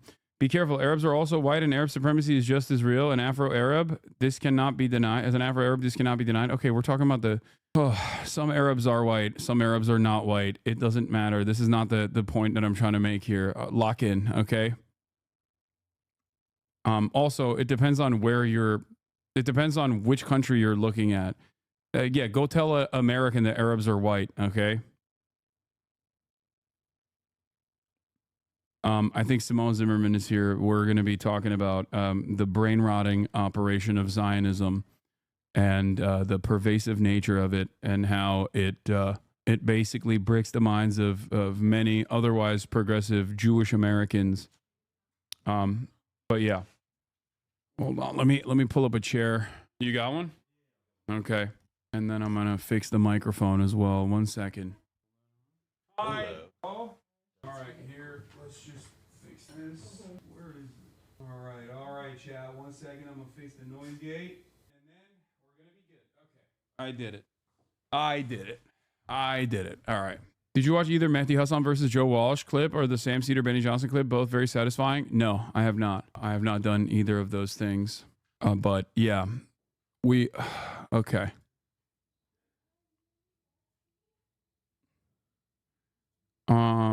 What else was I gonna do? What else was I gonna talk about here? Oh, we will of course be featuring, we will of course be covering this part of the conversation, which I think is very interesting. Sympathies towards Israelis regarding the Middle East situation has hit the lowest in 25 years of Gallup's annual tracking. Support for Israel amongst Democrats has tanked drastically.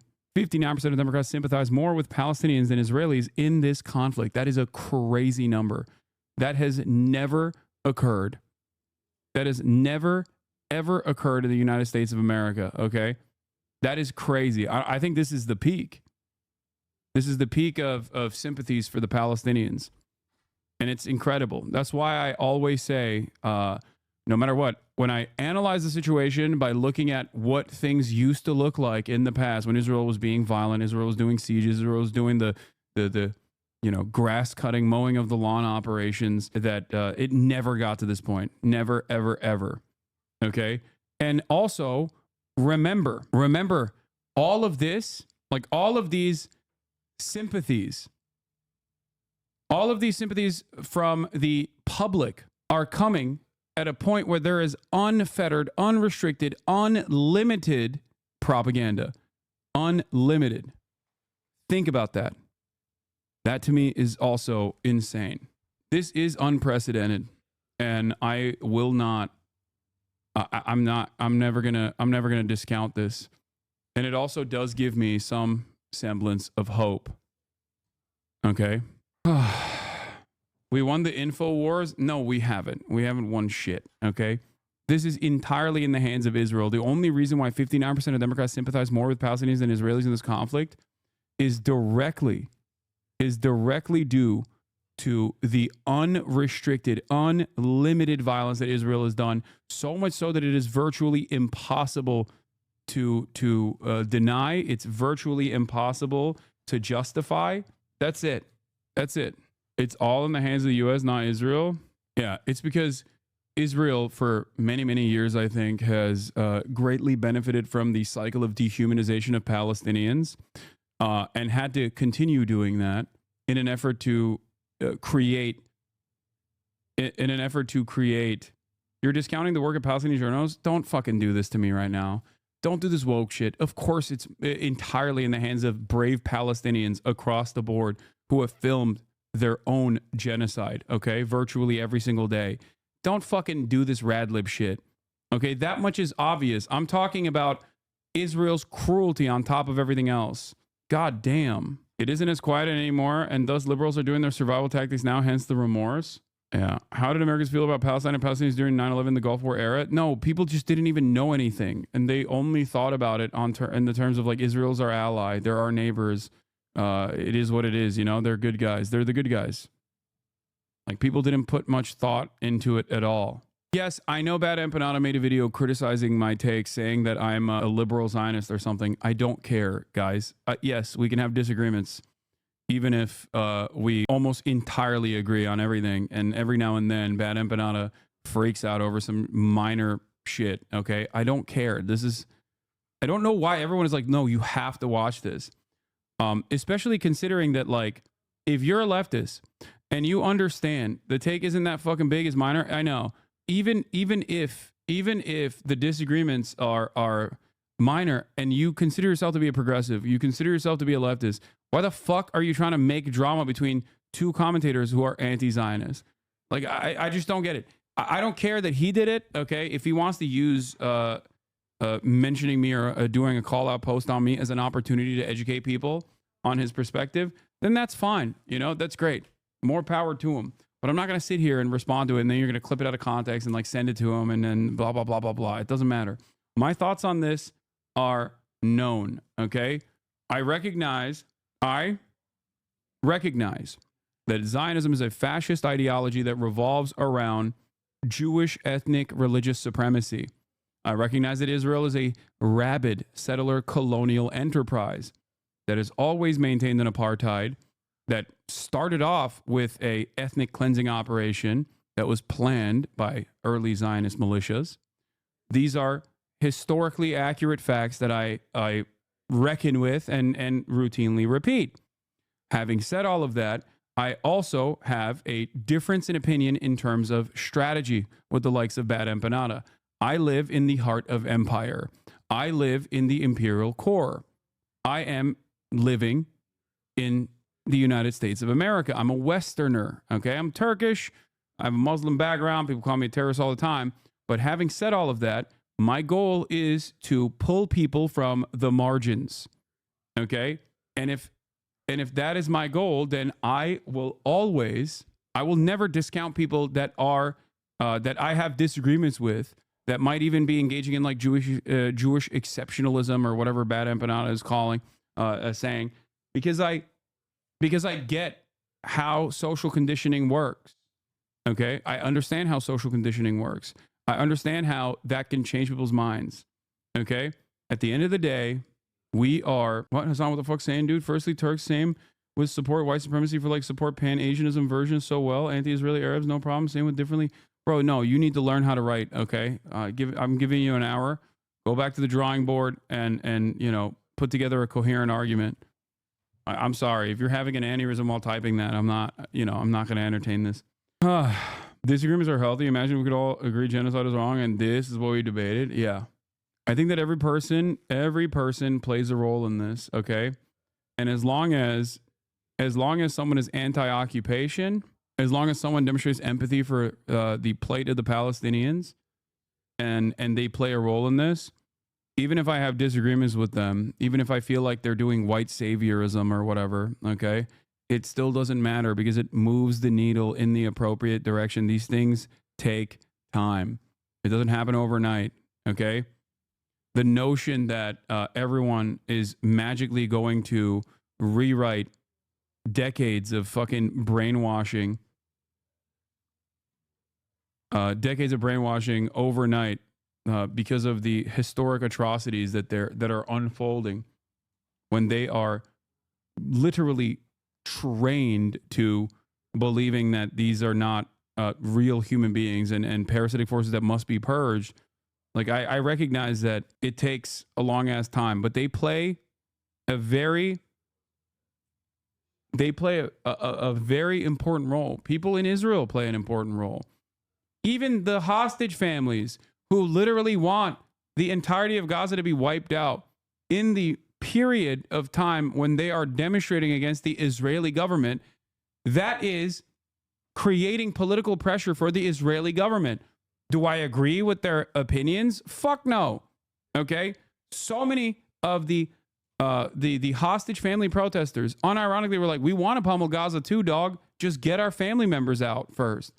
that creates a point of pressure internally in Israel, even if they don't listen to it. Okay?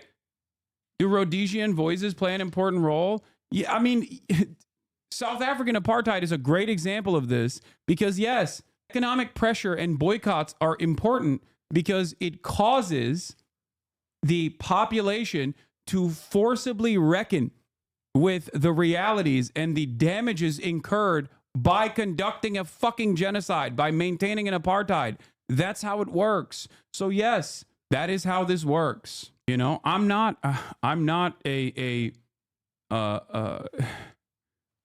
the Palestinian Islamic Jihad, so I see no reason to LARP as such. But from my position, I will understandably contextualize how violent or militant movements begin, why they exist, how their methods have evolved over time. That is my job. Okay? And for that crime, people call me a terrorist supporter all the time, or a terrorist, or an anti-Semite all the time. Okay? To an insane degree. To a degree where people demand that the federal government take action against me. They demand that I get deplatformed. That's it. The Black Panther movement and Malcolm X played an incredibly important role in the civil rights struggle. But so did Martin Luther King. Despite both of these leaders and despite both of these movements being deeply unpopular at the time by broader society, okay? It's very important to understand that the struggle is always going to be multifaceted, and I'll take pressure from every aspect that I can get.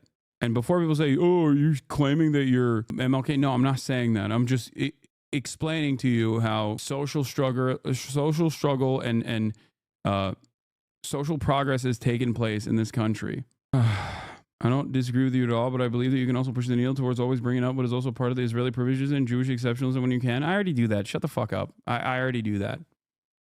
I do that all the time. Anyone who says that I don't do that is a fucking delusional, okay? Shut up. You're now demanding that I do something that I do all the time. Now you're getting clip-chimped in the more woke, more radical direction, I guess. Anyway. Are you guys coming? Oh, yeah, I'm ready. Yeah. Yeah, even with the IRA, there was a political wing of the movement and there was a militant wing of the movement. These things cannot exist without the other. Okay? There is no world in which one can be successful on its own. You can't, you cannot demand that a state, an apartheid state like Israel, peacefully give you the recognition that you deserve as a human being. Okay? And of course, as the maintenance of the apartheid state becomes more violent, the reaction and the retaliation to that in the form of militant resistance is going to become more violent as well. Having said that, you still need a political movement or peaceful resistance to work alongside this. All right. We have Samal Zimmerman in the building, ladies and gentlemen.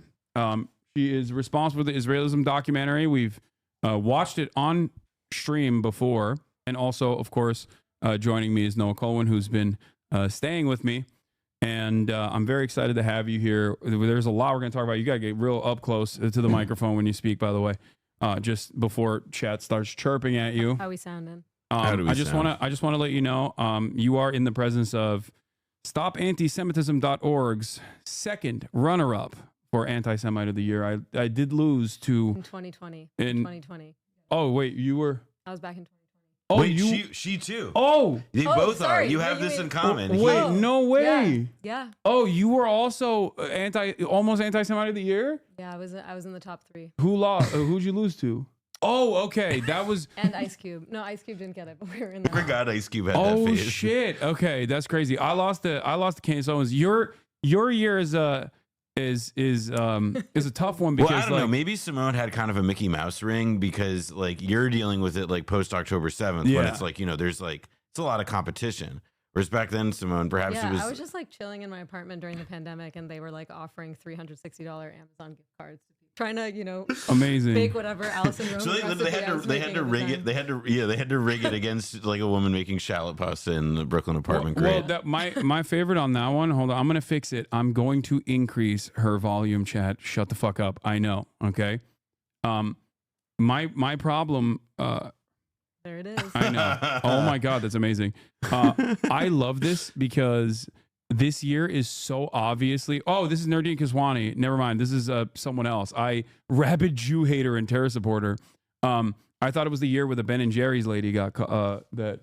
It's not. Nardine Kiswani is not the Ben and Jerry's lady. I don't really know enough about her, but I guess, she's New York City chapter of Students for Justice in Palestine. Okay. Hold on.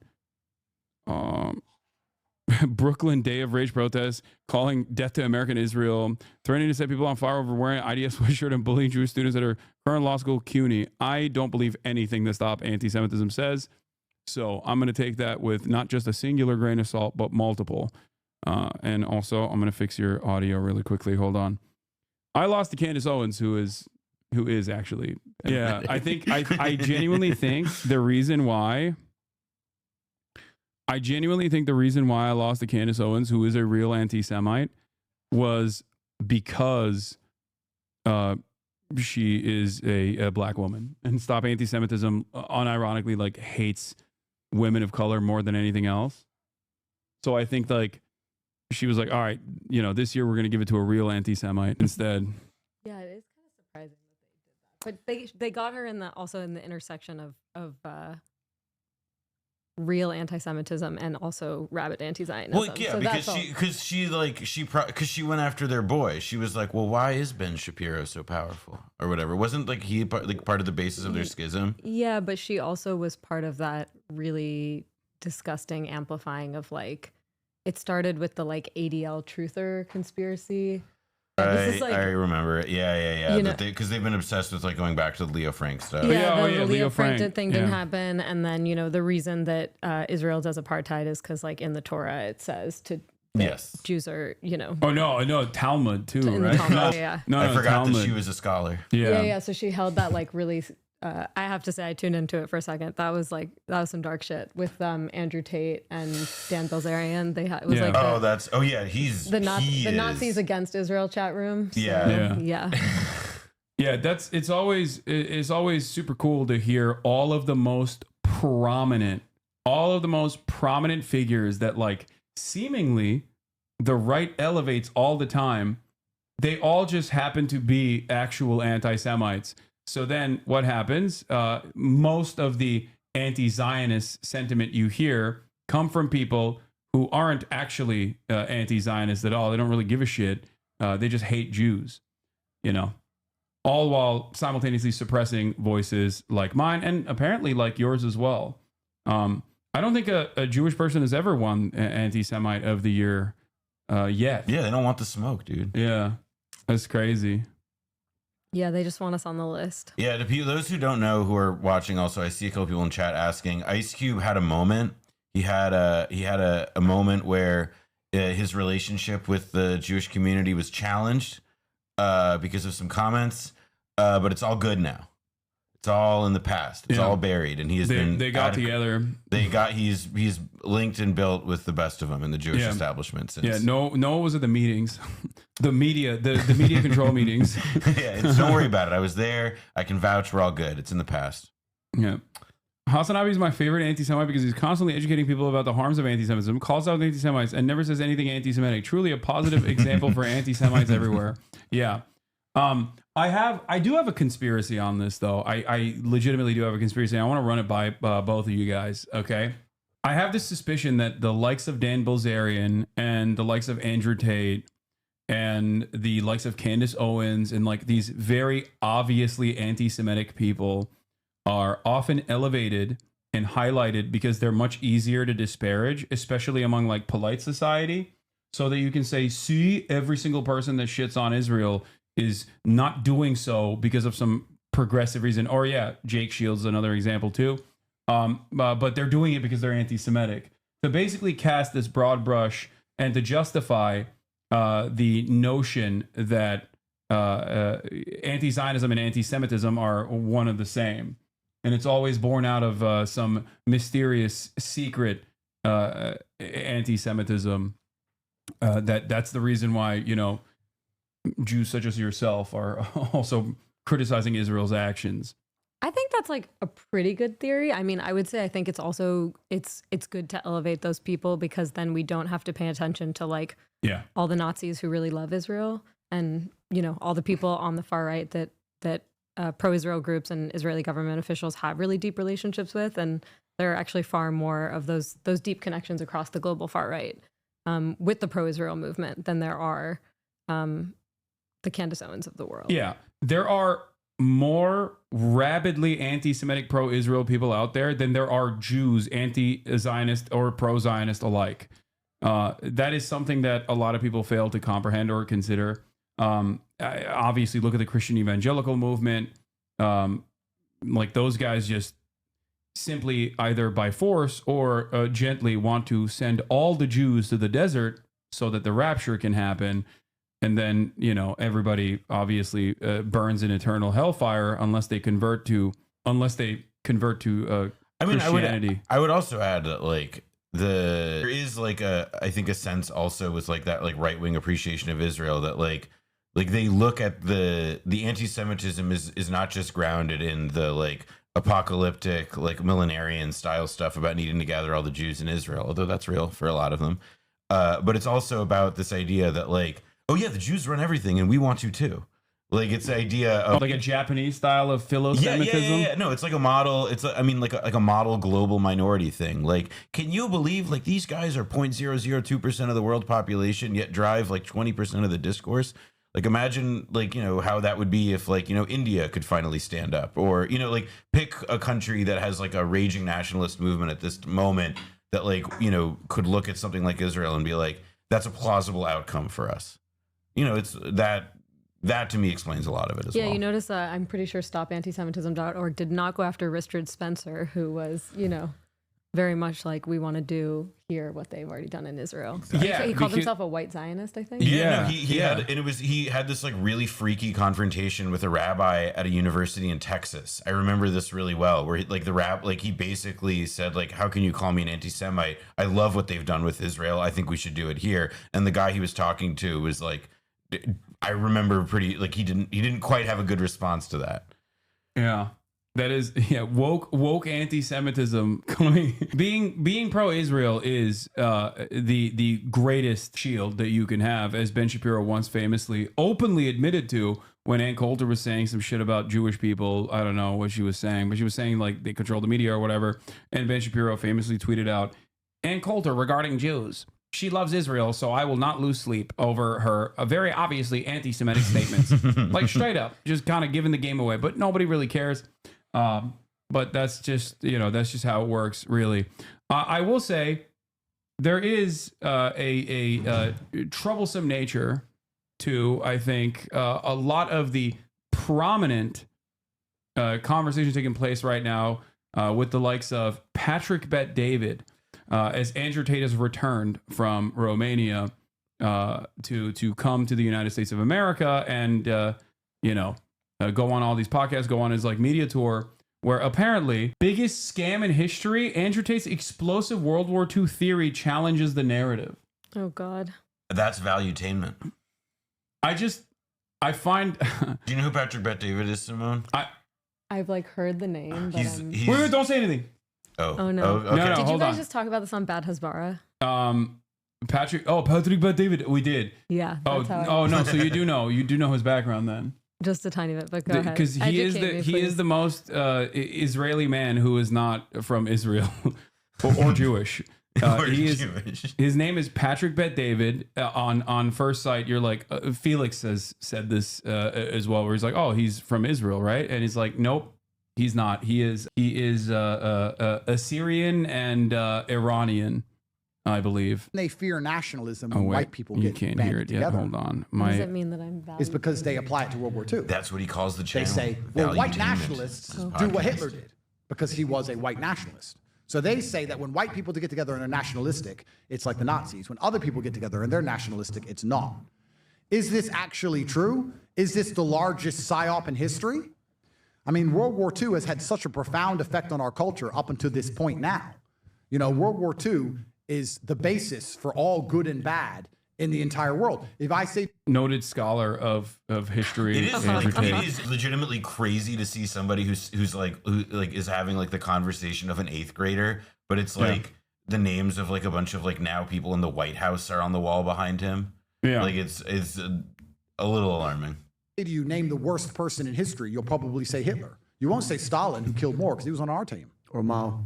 I love that they're also like deeply anti-communist at the same time. Like it makes sense, but liberals also have this kind of attitude. Like he's just this is the lightest form, the most acceptable form of Holocaust revisionism that even liberals also entertain due to a lack of understanding or lack of knowledge or the deep resentment that people feel towards communism, where they just do like, well, Stalin killed more. Actually, he was worse than Hitler. Maybe we were on the wrong side during World War II. Like that's the inevitable logical through line that you follow through. Great stuff, though. Simone, I have a question for you. Let's go. This is something that I've talked about on Bad Hasbara as well, but I don't understand why liberal Zionists who are like otherwise progressive on other issues, especially those living in the United States of America, like how they don't foresee the allegiance that they've cultivated with guys not like Andrew Tate, but like, maybe the average American Christian Zionist as not on shaky grounds that could inevitably turn very dangerous towards them, but instead like this, permanent allegiance. Like I feel like when people started saying America was built on Judeo-Christian values, like there was a point where I think a lot of progressive liberal Zionist Jews started believing that. Yeah. And I don't know how you legitimately believe that. Like these guys will 100% quickly turn that conversation over to, no, America was built on Christian values. What the fuck are you talking about? Like there is already a lot of, or always has been a lot of nascent, unexamined anti-Semitism everywhere in the United States of America and in the Western world. But because of Israel's actions constantly being portrayed to the uninitiated as being done at the behest of Judaism, falsely associating Israel's actions with Judaism, I think the first interaction that a lot of people have, paired up with the anti-Semitic tendencies that people have, lead them to think, no, it is, okay, Israel's killing a lot of babies, and it is for the Jews. I don't like the Jews anymore, is like the way that I think a lot of people encounter this subject, and that's how you explode anti-Semitism. Yeah, well, I'm curious what you... I'll say two things on that. Like, first of all, I think this is why it just really drives me crazy when I get accused of anti-Semitism, because I'm like, do you understand that the Jews who are publicly deconflating ourselves with Israel are actually doing more to fight anti-Semitism around the world right now than all the rest of these organizations that are, they say they're fighting anti-Semitism, but they're actually just doing Israel advocacy. I mean, I do think that it is, there's kind of like a double message happening right now. So like pro-Israel organizations basically say, you have to stand with all Jews. That's standing with Israel is standing with Jews. But then when Jews around the world get attacked, receive that blowback for Israel's actions, they're like, what the hell? That's anti-Semitic. And it's like, you can't really have it both ways. I think, as you said, like the average person, that contradiction doesn't make sense to them. And I'm not saying I'm against, random Jewish people being targeted for the actions of the Israeli state. And I'm also against the Israeli state saying it's acting on behalf of Jews around the world. Yeah. But I think the other part of the question, I think the easiest answer is like the ADL's conference this week was like a really good, showcase for this. I mean, the ADL has formed like, a deep alliance with the far right in this country, right? I mean, you had Elise Stefanik headlining their conference, and when she made like there's this great article in JTA about the conference where Elise Stefanik, white nationalist, supported a Holocaust revisionist in a New York primary, famously. Did she really? Elise Stefanik, yeah. Hold on, let me pull it up real quick. She's my mom's registered to vote in her district. Really? Yeah, the upstate. It's oh, there you go. She's a special one. Elise Stefanik. It's crazy. Like this woman, she literally made her name being one of the biggest proponents of Great Replacement theory.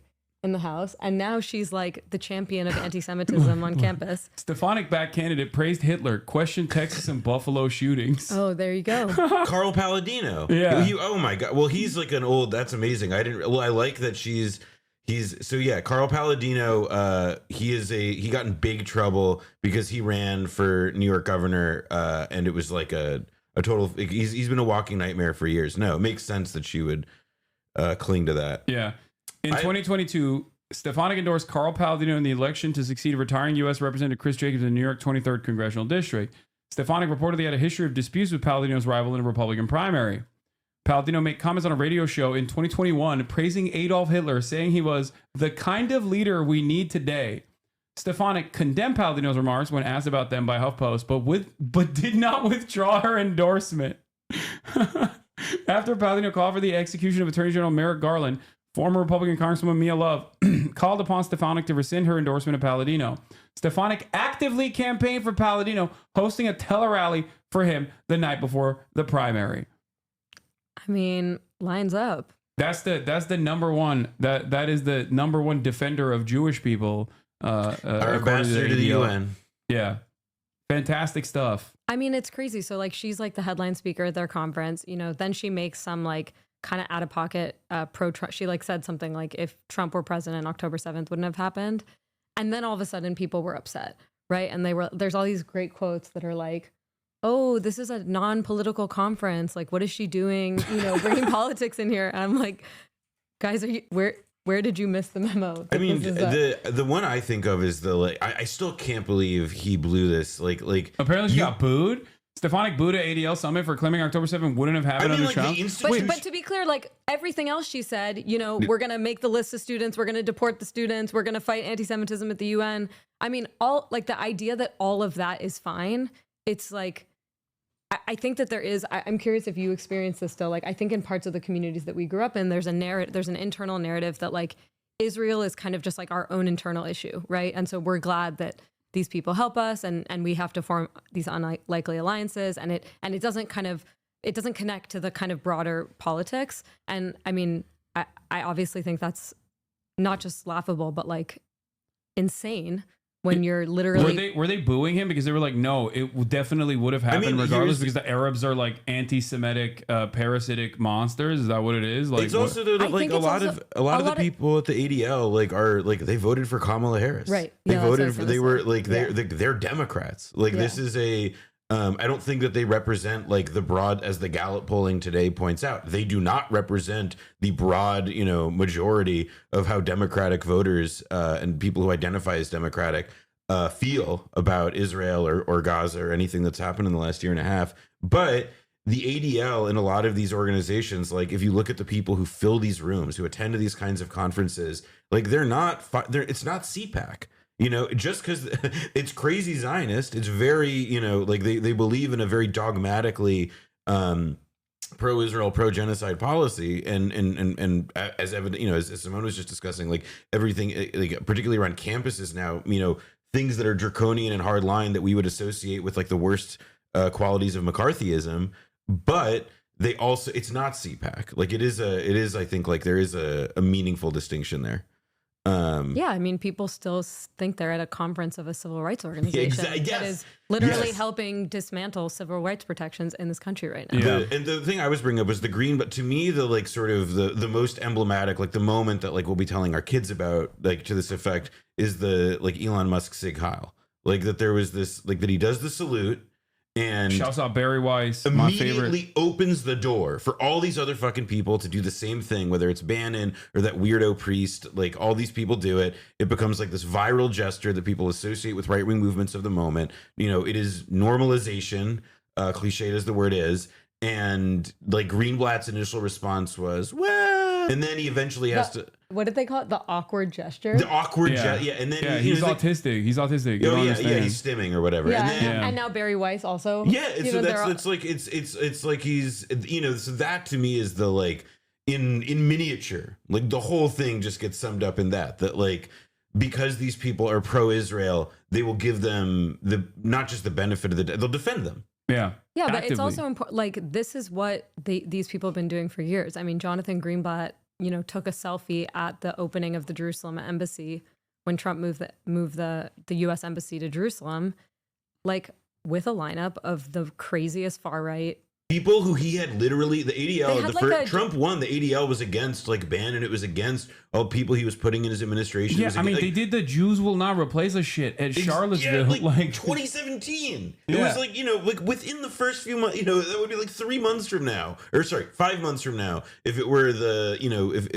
in today's terms, like it was totally bizarre and like insane. But you're exactly right. He backed down. The Tree of Life synagogue shooting was a Trump supporter who literally outflanked Trump. He talked openly on Gab, the neo-Nazi website, about how I love Donald Trump, but he's not doing enough to like deal with the Jews that are bringing in the caravans, which is such a common trope that has existed in perpetuity whenever they like that. That's super normalized. Like that's what Tucker Carlson was talking about. The replacement. That's replacement theory. That's what also Elise Stefanik has also boosted. So, and I think that's what the Buffalo shooter also believed. I will add, I think that a lot of people believe that like the anti-Semitism that arises from discourse about broader replacement theory, that there are elites who want to use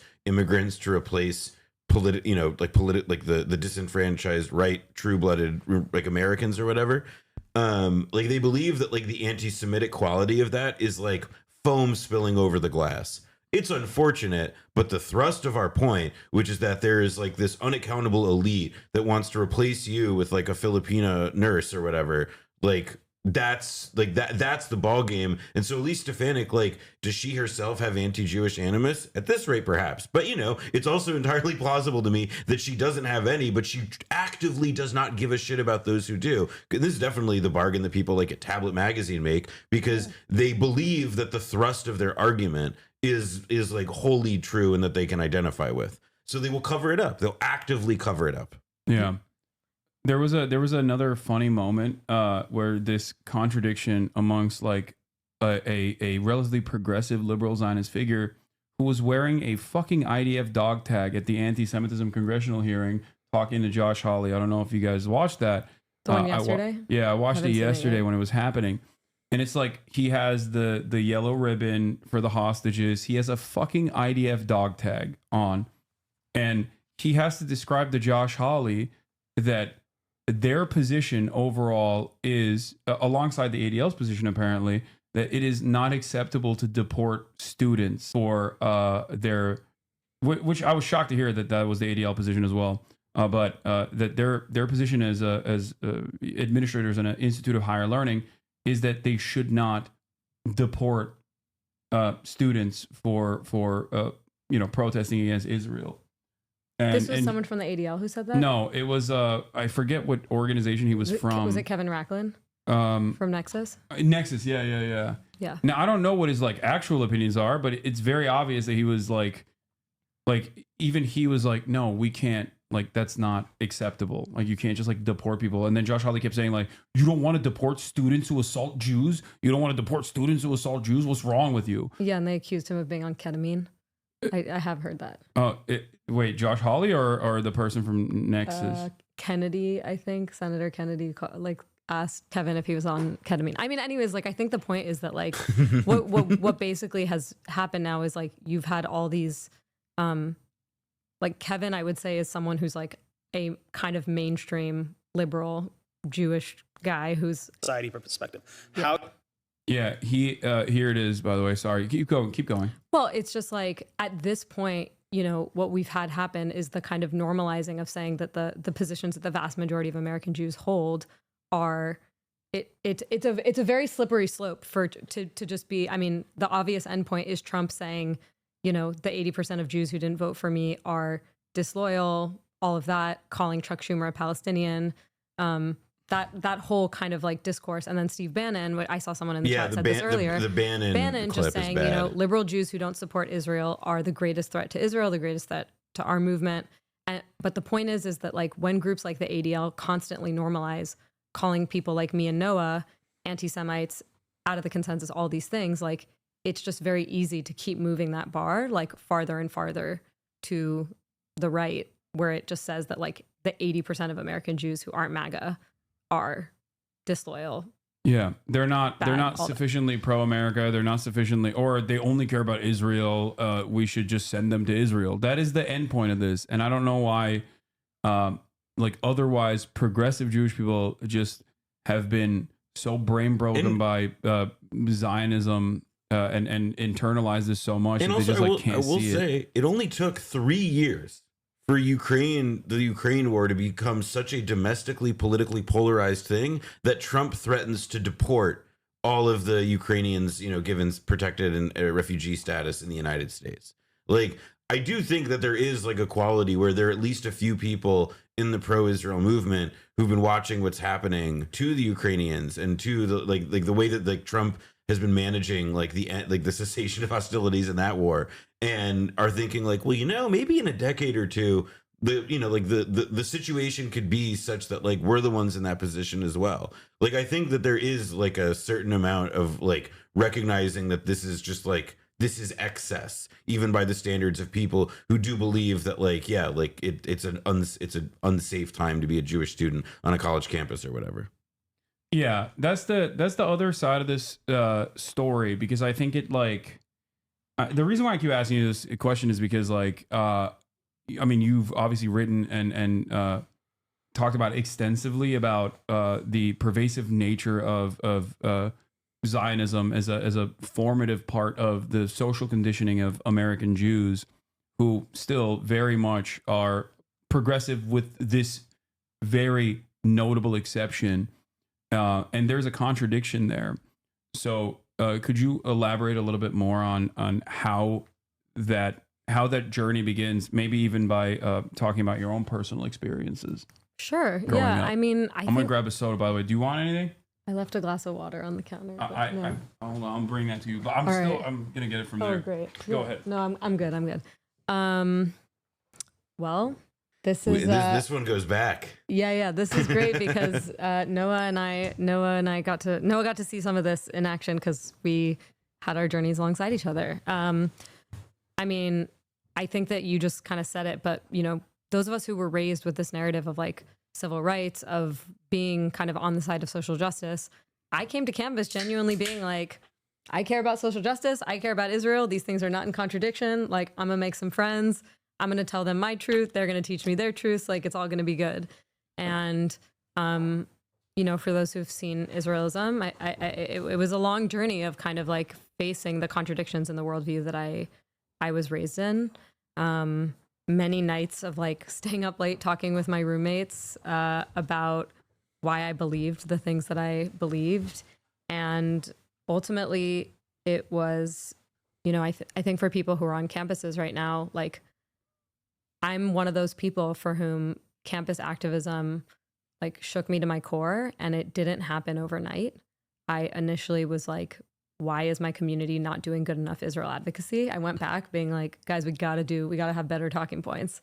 Like, we got to fight back against what these students are saying. And you were a Hasbara warrior. Oh yeah, 100%. And I was like, we got to do better Hasbara. And I went looking for better answers, and the reality is that there aren't better answers because this thing is indefensible. And once you kind of stop using those justifications about most moral army that we're, I think it's really hard to face that people you love are complicit in something that is monstrous, and to face that like you think of yourself as a good person and you are supporting something that is bad. Yeah. And it takes a long time to kind of unlearn that kind of programming, and to like, Noah and I were both people who, like, as college students, really had to sit together and like turn over these worldviews together. Damn, she keeps throwing you under the bus, Noah. No, it's true though. I'll give her. Wait, throwing you under the bus? No. She's one step removed from pulling up the Berkeley article. No. Oh my God. I talked about on stream with them divestment. Your junior, like. Let's go. Yeah, exactly. Our shared experience. No, because Simone and all, like, I had a little bit before college, because of my own experiences in Israel, like a bit more of the like loosening before I had come to campus. Like the jar on my Zionism had been loosened, let's say, or the lid on it. But then it was like when we were at the campus, like it like there was still a lot of work to do and a lot of room to grow in that we, you know, I mean, to me at least, it felt like this like progressive, not in the political sense, but just this like this continuing experience of just like learning how this thing that we had felt was like our community, the world in which we came from, like the institutions and establishment that like taught us what we considered like the social justice values that we brought with us where we went, like this experience of like constant antagonism and rejection from like what were really not hostile positions or even that confrontational, particularly by the standards of today. You know, like we were like Simone and I were very involved, and the way we got involved in that was we were involved in the J Street U chapter on our campus, which I've talked about on the stream before. Which you were, so you were like a little bit more woke already, though, in comparison to like. No, I mean, I say that, but it's like I came as a freshman. Simone was a junior, and like she was on the national board. You know, she like we were like I organized Noah. Yeah, exactly. Like I'm here because of her. But the thing that was very like no wonder you were on the 2020 list, just fucked up. The thing that was making little pro Hamas Jews all around American college campuses. I personally am responsible for all the blowback. We was this experience of like we tried to get like our chapter recognized by the Jewish Student Union within the Hillel, and that was this crazy ordeal, both because of the insane like bylaws of that organization, but it just became this excuse of like, yes, we want a two-state solution. Most of us identify as Zionists, and like we were not allowed to have our club be affiliated with Hillel. Like that was like to me part of this like experience of like combined with like learning and all of the, you know, whatever, like the ballasts being removed, holding up my Zionism, you know, like defense is like most moral army falling away. Some of them already had by that time, but just, you know, it was, like I said, a progressive process that just sort of accelerated and sort of set, at least speaking for myself, certainly set me on the path of you know, being even more critical of even more critical of what I had felt like it was a journey. It wasn't like an end point. I didn't feel like, oh, I've had these realizations, it's over. It was like a process that set me into the kind of person and place I am today over many years. I would also say like the things that you and I experienced together on campus, it was like, you know, one of the critiques that we often get from people to our right is like, why aren't you trying to do change within the system? Why aren't you trying to do something that's like, I don't know, more conciliatory, more, you know, slow and incremental? And like, I cannot tell you like how radicalizing it was to be a like young liberal Zionist coming into my Hillel and just being like, hey, can we just like talk about this thing that I heard about? Or like, can I just have an activist who, you know, is deeply committed and lives there and but also wants to tell us about these things that he sees? And they would like, students would come into our meetings, and this is again like, I can't even imagine a decade later. I know that what's happening to college students now is way crazier than what happened to us. I mean, we would bring these speakers, students would sit in our meetings with cameras. There's like 6 of us being like, hey, we just want to learn about what's happening in East Jerusalem. And like, but not to cut you off, but chat, at this point, she's not talking about like engaging in like anti-Zionist activism, right? You're still talking about like, oh no, yeah. She's talking about we her were like positions the nice as a liberal, kids at Hillel trying to be like, let's talk about the kind of harder things about Israel so we can try to make it better. Yeah. Like, because we care about our community, we want to talk about hard things and we want to try to change them from the inside. And I will add, like, if there was like a political dimension to it on the national level, which there was, so it's not an if, there was, it was, in the words of like the organization from J Street at the time, we were Obama's backing bloc. I mean, that was, you know, like I think of that phrase like all the time. Like the idea was we viewed ourselves as Obama's shooters on the college campus, backing up what his efforts were with John Kerry to bring about a 2-state solution. And, you know, like so to Simone's point about like what it meant, oh, why don't you work from change within the system? It was like we were doing educational events on campus focused on coexistence without any meaningful, like radical political valence. And then, you know, nationally, what was it? Saying that Obama's doing a good job. It was not radical by any particular crazy experience. This shadow says, people don't realize how ingrained Hasbro is to American Jews, especially young Jews. I remember at my Jew camp, we had an Israel day where Israeli soldiers would come to our camp and simulate combat drills with us. Everyone thought this was normal. Yep. Like, there is I mean, look, as an outsider, okay, as someone who is not Also, shout out Simone. We met at a J Street U conference in 2014. Haha. Damn. Okay. Why? Okay. All of you guys are actually connected to one another. What the hell is going on? That's right, Hassan. Everybody's met Keep everybody. an eye, Hassan. Be on good behavior, Hassan. So, oh God, I'm going to get clipped so hard. I feel like there must have been a pivotal moment for you though. Like, so you're saying that the reaction that you got from, like Jewish groups that technically are supposed to welcome you because like you just have dissent within your own in-group, them pushing you aside and saying that you're like woke, you're doing like woke, silly, anti-Israel nonsense, despite the fact that you were pro-Israel at the time. Was that like the pivotal moment that caused you to reflect on all of the like obvious propaganda that you were growing up with? Yeah, I mean, I would say it's always two kind of things at the same time. It's like you're seeing the reality on the ground in Palestine. You're seeing what Palestinians are experiencing. It's a radicalizing experience. And then at the same time, you come back and you're like, because initially I was like, guys, do you know about this? You know, it was like really innocent. I was like 18 and I was like, can we have a good faith conversation about this thing that seems really bad? And the answer is no, you can't have a good faith conversation. And one of the things they say is like, you're not supposed to air the community's dirty laundry. So we were like, my God, we I were forgot trying to about have that. these conversations. Wait, to bring up the example of this, the one I will think about forever. Were you? I forget if you were abroad this semester, but when we went to the consul general's house, no, you weren't there. Okay, no. So yeah, you were because Simone was abroad the second semester of your freshman year, right? And okay. So we're going deep into this is deep Berkeley this now. is lore dump. Yeah. No, but so the Israel consul general at that time had a really beautiful home in Piedmont, like a wealthy wealthy enclave near Berkeley or whatever. And a bunch of like Jewish student leaders were all identified to go there one night. And like essentially the message from this consul general was to all of us, like, it was like a warm vibe, everybody smiling coming in.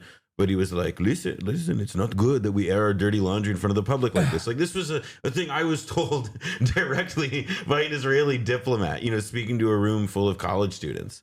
And, again, I was, at the time, I must have been 19 years old. I thought it was normal.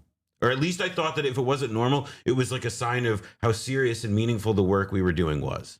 I'll say for me, like the final straw of my college experience was that you already talked about this, that there was a divestment campaign again during my senior year. And I'm not proud of this, but basically what we did as the J Street U chapter was that we were like, okay, so let's not do divestment. It was don't divest, invest in peace, show that we believe that, America can be a force for good and blah, blah, blah. And so we wrote a bill that basically said that we supported an end to the occupation and dealing with the settlements. It's super mild language, but just basically like, pro two-state solution, U.S. diplomacy kind of things. And we're in a closed door negotiation with other folks in Hillel. And one of the students said, well, you need to also have Hamas rockets in there if you're going to say this. And I was like, okay, well, if we put that in, can we also say like the human rights violations? And they were like, no, absolutely not. And ultimately where the negotiation between us ended is like one of the students explicitly saying to me, our organization will not sign on to anything that has anything critical of Israel in it. And so ultimately I found myself in this position where I was like, why am I trying to do a unity thing? Like I have this, one of the things that we like in the kind of Jewish community, one of the narratives is about communal unity. That's how like all these organizations, ADL, AJC, all these groups, like part of how they have their mandate and kind of advance their hegemony is by demanding that like the Jewish community speak in one voice. And I really wanted to do that, but then I realized very quickly that like what the compromise of that was silencing myself and basically conceding to the hegemony of like, we will not say anything about Israel in public. And all of a sudden I realized like, I see myself as a person who wants to support change.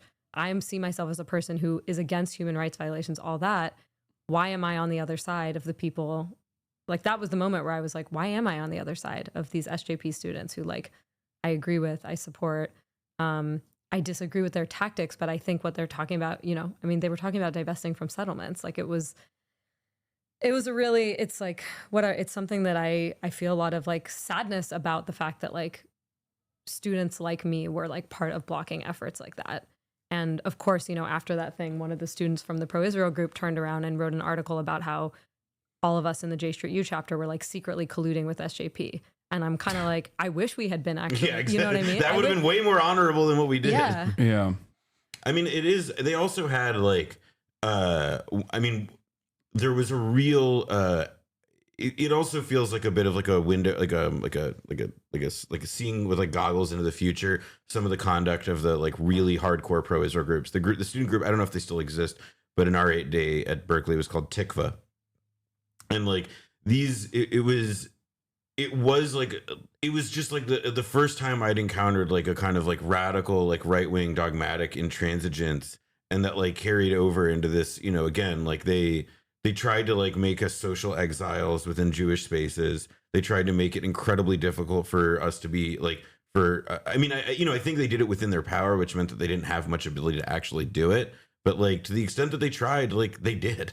And I think the long-term effect of it, I mean, at least from my impression was down the line, was that it like helped create an atmosphere that like, you know, again, continued to put enormous pressure on Jewish members of the community at Berkeley, obviously, who were, you know, wanted to have any relationship with like, you know, communities they'd come from and their contemporary politics, which has obviously just had the effect of making the organized Jewish community at the campus like seem way right wing and pro-Israel. Yeah, I want to speak on that as well from my experiences with all of the young Jewish Hasanabi heads that I met at the campus protests, where they literally talked about being, and you're talking about this from the perspective of like still being a Zionist and still feeling outcasted, still being made into a pariah.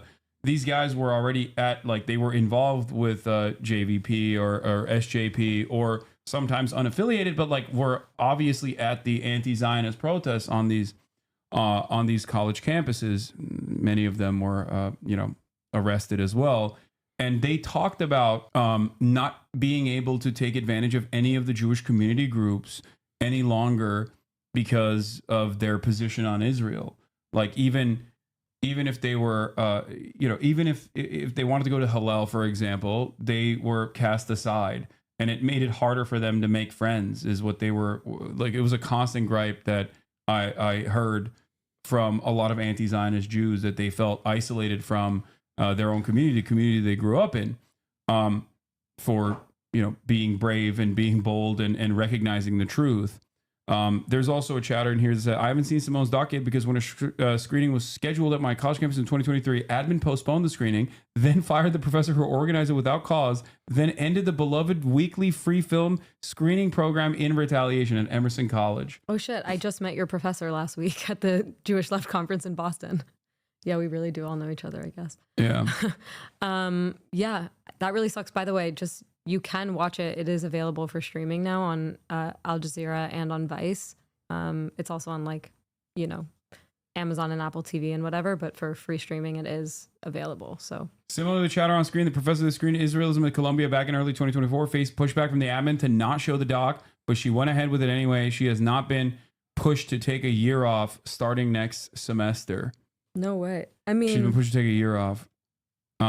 She has not been pushed to take a year off starting next semester. What does that mean, Yubi? Maybe she has been. I think you meant she's been pushed to take a year off next semester. Oh, she has now been pushed to take a year off. Yeah. Shit, I haven't heard about that. I mean, people, the kind of censorship, the kind of cowardice that we're seeing from university administrations right now is completely insane. I mean, also for people who have seen the film, it's let's put it this way. I think it's like pretty mild compared to some of the things that. Oh yeah, yeah. That's the other thing. How mild it's. Yeah. But the point is that it's describing something that's accurate and true for people, and that's even worse. Yeah, that's something that I stress all the time, which is that, there's no place for anti-Semitism in this community. Obviously, I don't allow it. There's not even I actively work to try and pull people away from leaning into anti-Semitic opinions, anti-Semitic tendencies. And yet, time and time again, I get hit by the likes of ADL for all of the radical terrorism support that I engage in, and all the anti-Semitism that I engage in, and that and there has been some success by the ADL pushback and other content creators as well in this space that have made it their lives mission to basically try and get me deplatformed.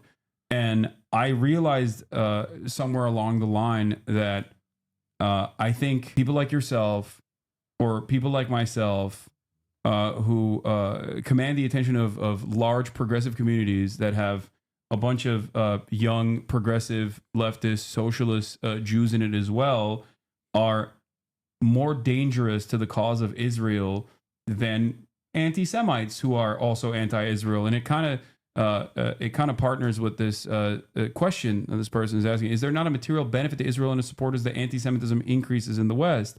And I think that the reason why Benjamin Netanyahu can actively, when he's not engaging in Holocaust revisionism, collaborate with like open anti-Semitic ultra-nationalist figures in Europe and even in the United States of America is because it is beneficial to the interests of Israel that Jews in the West feel less safe. That way, they either have to go to Israel, or even if they don't go to Israel, they always offer material support to Israel because it is at the heart of the settler colonial project, the ethno-religious supremacist project of Zionism, that there is constant danger to you, and that's why we must be strong and we must dominate our enemies. Israel reconciles. You can be a fighter by doing Hasbara. Well, and it's like the idea is that like if anti-Semitism, like it's a sort of like here's like the logical procession of it. It's that like if we increase anti-Semitism in the West, if we make like the wandering Jew go back to where he wandered from, which is back to Israel, then it's he is embracing his true heritage and his identity. And that like structure of like hyper-nationalist logic and ethno-nationalist chauvinism is akin to the same logic that these people want to deploy to reconcile the political contradictions that exist in their own countries, in their own places, wherever those are. So it's also like, it's that the anti-Semitism, like it helps Israel in the sense of like how Israel is it's currently constructed, but like, it is like it serves a purpose in the worldview of these anti-Semites that's not just that they actually think Jews run things, which, again, but it's like, again, this like model rogue state idea of this idea that like the way Israel has been able to use its ethno-nationalism to, again, resolve, like to pull its country together in their view and to make it the vibrant place that it is, that's what's worth emulating. That's what's worth encouraging. So if anything, there is a twisted fucking way in which people view active anti-Semitism as actually being the most beneficial thing possible for the Jews in the long run. Yeah. And I think that is like an insane proposition. As someone whose name is Hassan, who's come to the United States of America numerous times before moving here in the post 9/11 universe, I always look at the situation. I'm like, it's as if Muslims in this country were actively being like, you don't understand, this actually is true Islam, and you're Islamophobic for is saying that like what ISIS is doing is wrong. Like that's what it feels like to me when I hear someone who is like a vocal advocate for Israel over and over again. Except, of course, the difference there is that because of Islamophobia playing a formative role in manufacturing consent for the war on terror, people were actively making this comparison, actively tying Muslims back to ISIS, and saying this is your community problem. Whereas with Israel, due to the prevalence of the Israeli lobby and of course Israel's role in American foreign policy in the region and its importance to the American State Department, you have the dual loyalty tropes being played out in a woke fashion by like Jake Tapper on CNN, like, because that's what it is when Jake Tapper says like, oh, you're going to a Hillel and protesting against, or you're going to a synagogue and protesting against the state of Israel, you're anti-Semitic. Yeah, devoid of context, that does come across as anti-Semitic. But when you add the context, when you factor in the context of the situation, when there's literally a real estate sale happening at the fucking synagogue that is selling off stolen Palestinian land in the fucking West Bank, and that's what people are protesting. You're actively tying this settler colonial enterprise that's currently doing a genocide to Judaism in the hearts and minds of many Americans who don't have any association with Jews at all. Like, they've never met a Jewish person, and they think like, oh yeah, they do run the media, I think. I don't know. Also, seems like they like killing babies. That's how anti-Semitism explodes in this country. I will also say, I think there's one other country where there's like the context and like at this bend in the conversation feels relevant to bring up, which is in the UK, where like I think that the kind of like the racial and ethnic, like ethno-nationalist paranoia that is kind of rapidly consuming that country in a way slightly different to here. Like, they just had Suella Braverman, a woman of like I believe Indian background, but who was previously Home Secretary, who had just wrote this whole essay in, I think, the Telegraph, big British paper, about how like, I'm British, but I would never call myself English because I know that's not, I know where I'm from, is essentially what she's saying. And again, there is this like retreat that you see in a bunch of different big Western societies now to believing and affirming these like radically offensive and untrue essentialist characterizations of how people are. And, similar to what you're describing about like the idea that it's like, it's like meeting a Muslim person and saying, oh yeah, like you must love all that Sharia shit.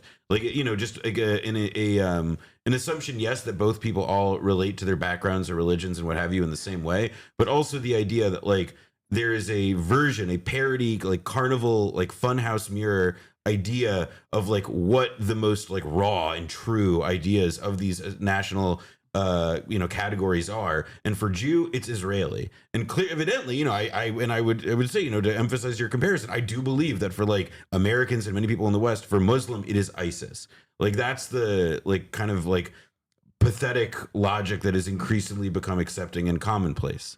It's a triumph of ignorance. But then for us, you have Jewish organizations who, like, instead of being like, yeah, no, all Jewish people are not this thing, they're all like, yes, Jewish people are connected to this thing, and they reinforce it.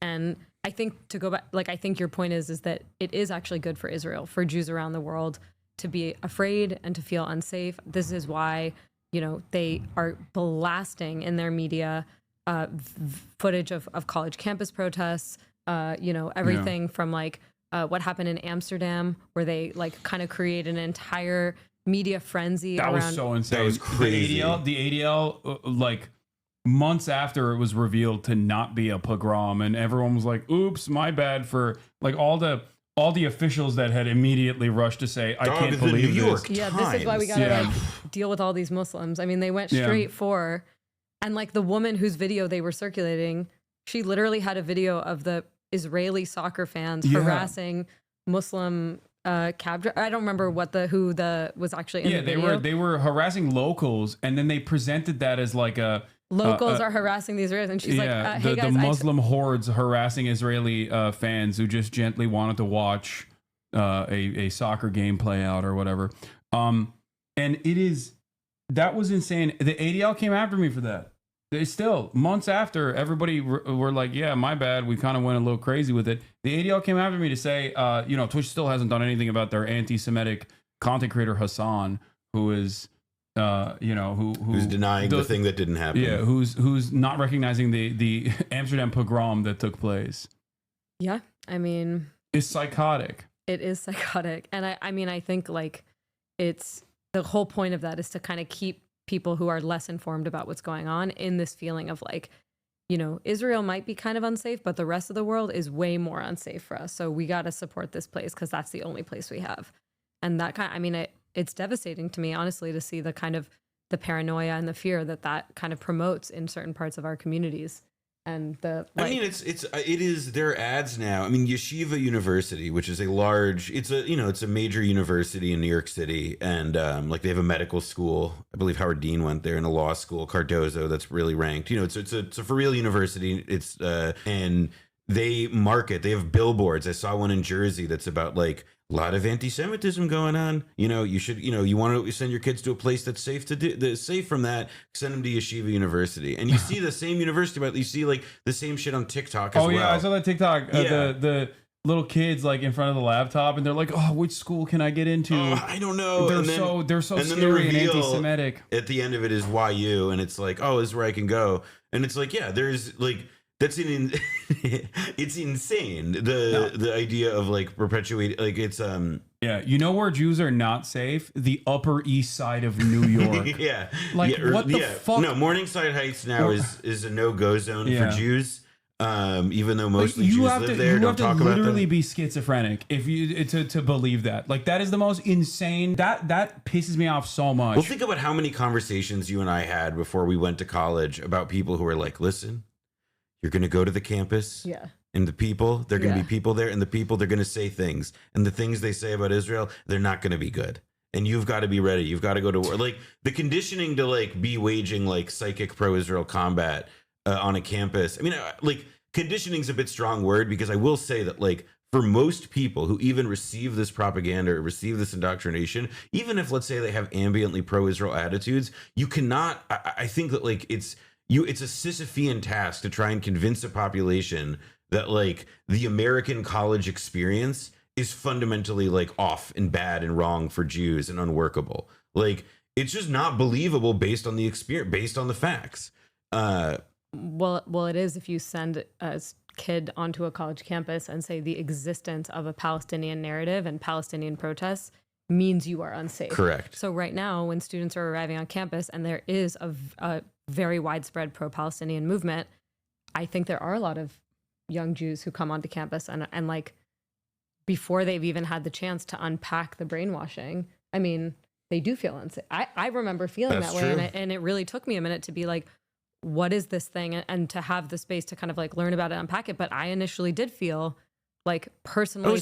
I think as well, I always remember like the feeling, like biting back the feeling, or at least and eventually confronting it outright. That like that this is like that this is language that's targeting or demonizing or goes above and beyond what even I was opening my mind up to.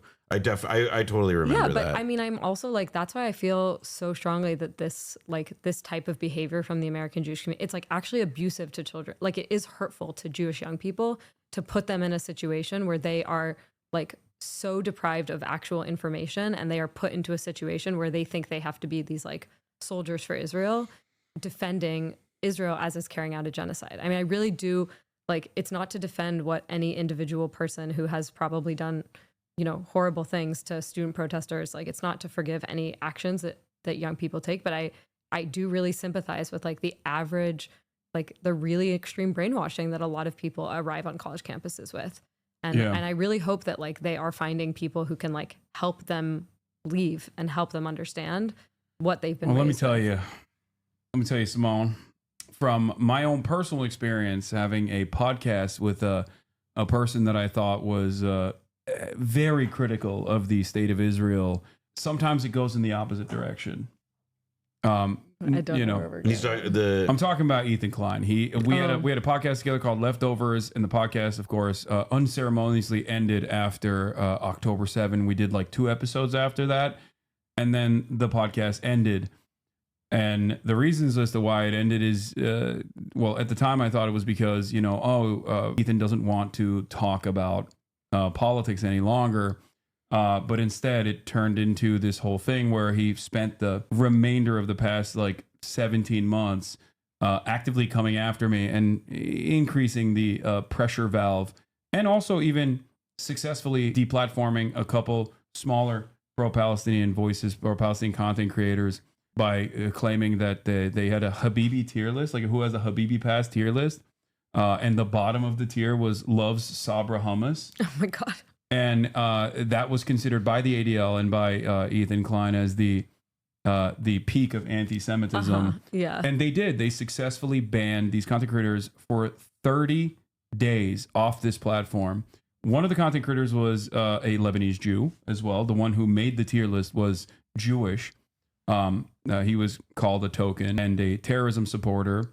I've, of course, been endlessly called a terrorism supporter for contextualizing the ways in which militant resistance exists against the apartheid state. And I guess the question I have is like, is there any point where you can just like recover that? Like, is there any point where someone who previously might have been critical, but like post October 7th, slowly but surely turned into someone who became very overtly pro-Israel, is like interested now in flying to Israel, I believe, with his family and showing everybody how wonderful and how multifaceted and how multicultural of a society Israel is. And is actively spending all of his bandwidth talking about the issue of Israel-Palestine while still simultaneously maintaining the position that they are truly pro-Palestinian, by the way. That's the Are you saying, like, do you think he's ever going to come back? Is there any way that you can, like, not you personally, but is there any way that anyone can personally convince this person that, like, you know, they've lost their mind a little bit? Oh, well, I think I'm willing to look. I guess what I would say is, like, I have to believe that the answer to that is yes, because I'm somebody who went through a political transformation. It took me many years. It took a lot of people talking to me, turning things over with me, and people did move me. You know, I always say when I do these screenings on campuses, like, you never know if the fight that you had with someone, or the like 3-hour getting into it where they left and you were like, damn, that person's never going to change. You never know that, like, that conversation might be sitting in a person's head and really, like, percolating, and, like, months later or even years later, they might come back and be like, that thing that you said really, really stuck with me. I mean, that's what the work of political transformation is. So that's one. I think thing two is, like, I do think that we are going to see in many years from now a lot of people who defended what has been going on for the last year and a half who are going to wake up and have epiphanies. It's going to be because more reports come out. I mean, it's kind of horrifying to think about everything we know about what's happened in Gaza over the last year and a half. There are going to be more reports that come out of people who have, you know, actually go, when people are finally able to go, there's so much more. We just know that there's so much more that's going to come out. And I think that, of course, there are going to be people who are going to have breaking moments. There is going to be something that's going to make them flip. I think a lot of people right now who are out there in public, like, have things gnawing at them. You listen to what they're saying, it doesn't all make sense, right? I think the question of, like, what kind of accountability there should be for people like that, for somebody with a public platform who's done incredible harm, you know, what kind of actual repair they have to make, that's like a whole other conversation to have. But I just have no doubt that there are going to be people who are, I mean, you know, there's that, like, new book, I haven't gotten to read it yet, but there's that new book, like, one day everybody's going to be against this, right? Yeah. I mean, we're already seeing now, like, Trump all of a sudden says, you know, he's going to build these villas in Gaza, and all of a sudden people are like, this is the most horrible idea I've ever heard of in my life, as if they haven't been witnessing an ethnic cleansing campaign underway for the last year and a half. So I mean, think even just the fact that Trump is going to be stamping a lot of this means that you're going to have more and more people coming out and being willing to say things. And I would also say that, like, the only thing on a personal level, I affirm everything Simone said, having also been somebody on the receiving end of those similar kinds of conversations, and hoping that, you know, the grace extended to me, I can extend to others in the right context. But to that point, like, I think that people, like, you should also evaluate, like, how do people live, and, like, what are they hearing, and what's in their ears, and what context are they existing in. And I think for people necessarily, like, whom Hassan's talking about, and Ethan, who, you know, like, they work themselves into a frenzy, and they make it difficult for others to reach them. And I don't think that, you know, that should necessarily change how one person acts, that, like, oh yeah, like, will that person come into the fold? Should I try and extend every effort to reach them? I don't know. But it does mean that, like, yeah, we should extend, like, you know, the hope, I guess, would be that, like, you can, you know, inspire some change in a conversation with people. But if they don't want to hear and they're unwilling to change, then they won't. I would also just say, like, I mean, sounds like you got to deal with that relationship, but I mean, that's just one, that's like almost a placeholder, really. Yeah, but I guess, like, for me, I'm just like, somebody like that at this point has, like, a personal stake in not changing, because he's getting a lot of affirmation from his platform and so, like, that's where you have to also be like, this person's career is now tied to not changing his mind. But there are a lot of people who listen to him who I think are worth speaking to and are worth that's exactly perfect. You described it perfectly. That is my big frustration, is not this, like, singular individual who is very narcissistic, as most content creators are. I'm certainly not innocent of this either.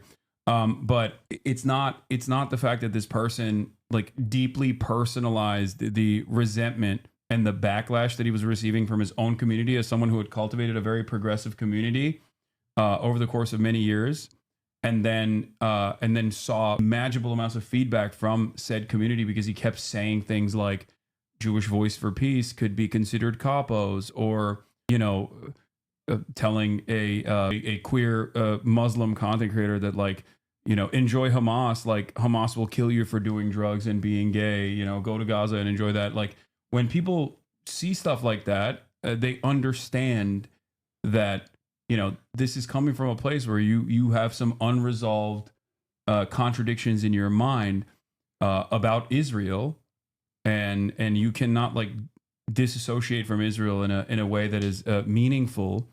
And then turning around and consistently saying like, well, all Jews are Zionists, so if you're anti-Zionist, you're anti-Semitic. Like repeating, the classic propaganda points over and over again like that only built up a resentment in his own community, and then looking for a way out and basically pointing the finger of blame at me personally is, I think, the reason why, in his mind, he's like, I have to eliminate this person. I have to make sure that, I have to prove to myself and everyone around me, and maybe even the remainder of my audience, that like it was him. That is the reason why everyone turned on me. He radicalized people into hating Israel and then radicalized them into anti-Semitism. But he's one person. It's inconsequential, but he has a relatively sizable progressive community of people who think that they're pro-Palestine, but they actively spend all of their time smearing with vicious smears of anti-Semitism and terror baiting, and claiming that everyone else who is pro-Palestinian is everyone else that's pro-Palestinian, not like him, is. But he supported the war and the genocide? He didn't. He has like gone back and forth on it. Initially, he did not at all, but he just like has found this weird liberal Zionist position where he's like, oh well, it is a genocide, and it is fucked up. It is the war. The war is messed up, while simultaneously spending all of his time being like, well, if the walls were to come down, then all Jews would be genocided. Hassan wants all Jews because I'm a one state. I'm an advocate for a one state solution. I used to be an advocate for a 2-state solution, but I think the settlement project has completely eviscerated that from ever coming to fruition, unless there is an ethnic displacement now of 750,000 Jewish settlers from both East Jerusalem and also occupied Palestinian territory in the West Bank. That is impossible. Like that's never going to happen. So I think that the appropriate thing to do is eradicate the apartheid. And can I just say? Oh, please. Well, I just want to say one thing. Like I think that again, I'm like about a person who I don't really know, but I think that there's a stream of kind of liberal Zionism right now that is basically saying like, what happened over there is bad and is sad, but we're not going to do anything about it. Yeah. And that's like, there's a kind of trope about Israeli discourse and literature, this idea of shooting and crying. So, the idea that you kind of like support the thing that's happening, you kill Palestinians, but then you turn around and you cry about it, you feel bad about it. Yeah. And I think we should obviously very actively resist, especially in a moment in which there's like an ongoing genocide, that kind of, it's not just just a really harmful way of thinking. And I hear this all the time from liberal Zionist commentators and individuals that I follow where they're like, we supported the war, but not like this. Or, there's a podcast that is like a kind of niche Jewish community podcast that I sometimes listen to understand what kind of idiocy people in my community are hearing. And there was a conversation where their reflection on the Trump announcement about ethnically cleansing the entire population of Gaza, first of all, started out by one of the commentators saying, well, I mean, would it be nice if I could wake up one day and there were no Palestinians in Gaza? I mean, sure, but, that's horrible. And then the other guy in the podcast was like, oh, that's the Israeli in you talking here. This is on the Hartman podcast. Oh, I remember this. I remember this bad. And it's like, and then they went on to say, that would be so terrible. But again, they're still talking about it in the context of like, we support it. We're not going to do anything to stop it. Anybody who's calling for accountability, anyone who's calling for halting of weapons to Israel, the ICC, like all of these international institutions, calling all of them anti-Semitic. And so then what does it leave you with? Like, you say you're against the thing, but you're also against anybody who's going to do anything to try to stop it and to offer something different.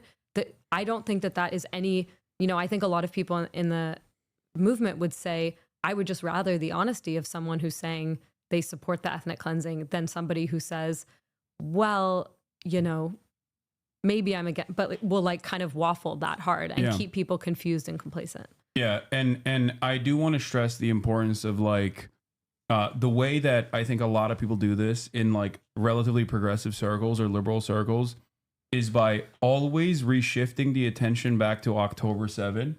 Not in the same way that like I hope your beeper is beeping enjoyers, but instead reshifting it back to like the trauma and the atrocities of October 7 over and over again, and constantly relitigating that, and also spreading misinformation in the process as well, like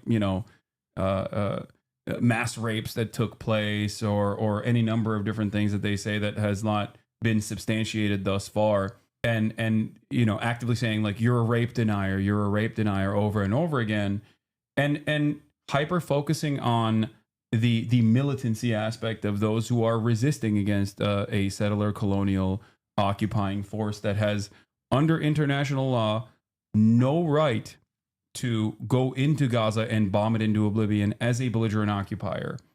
And I don't know how to bring people back from that position when they constantly turn around and just go back to like, well, the Ansar Allah movement is bad, the Hamas is bad, Hezbollah is bad. Like how dare you say that like these people have an understandable need for emancipation, and of course there is an inevitability to like militancy happening as a direct consequence of like endless bombing campaigns that orphan hundreds of thousands of children. I think that there is like embedded in all this, and sort of like what is implied by acknowledging like the horrors of what's going on and that it's really bad, but the thing that they can't like that is acknowledged implicitly in that, but that they can't express, is the idea that then like, well, what reaction might this engender in the people that we do this to? And then comes the fear and the overriding fear of like, well, what might they do to us if we were ever under the same roof in like one community, one state, whatever the arrangement is. And I think that there is I think that this is an actively repressed sensation and thought for some people. I think it's just something that others may just feel in their body, the knowledge that like, well, if I do believe that this thing is really bad, but I'm not really able to articulate anything, against it, then there's, the knowledge, like this, like sort of, this like sword dangling over you that, that like, well, one day, like these people may deal to us the unkindnesses that we've dealt to them, which is not what I believe, to be clear. Like, I don't believe that there's like some Palestinian pain being dealt back to the Jews, or like that's not the line. And history has never, that's never happened throughout history either. With like, I guess the exception maybe of even in the Haitian Revolution, I would say. I mean, like there's a bunch of people love telling lies about saying like, oh, in Algeria they went to murder slaughter all the friends, but it's not how it works. But like the anxiety is part of what I think is there, and that there is like this, so when people say like, I'm afraid that like all the Jews are going to die or all the like whatever, like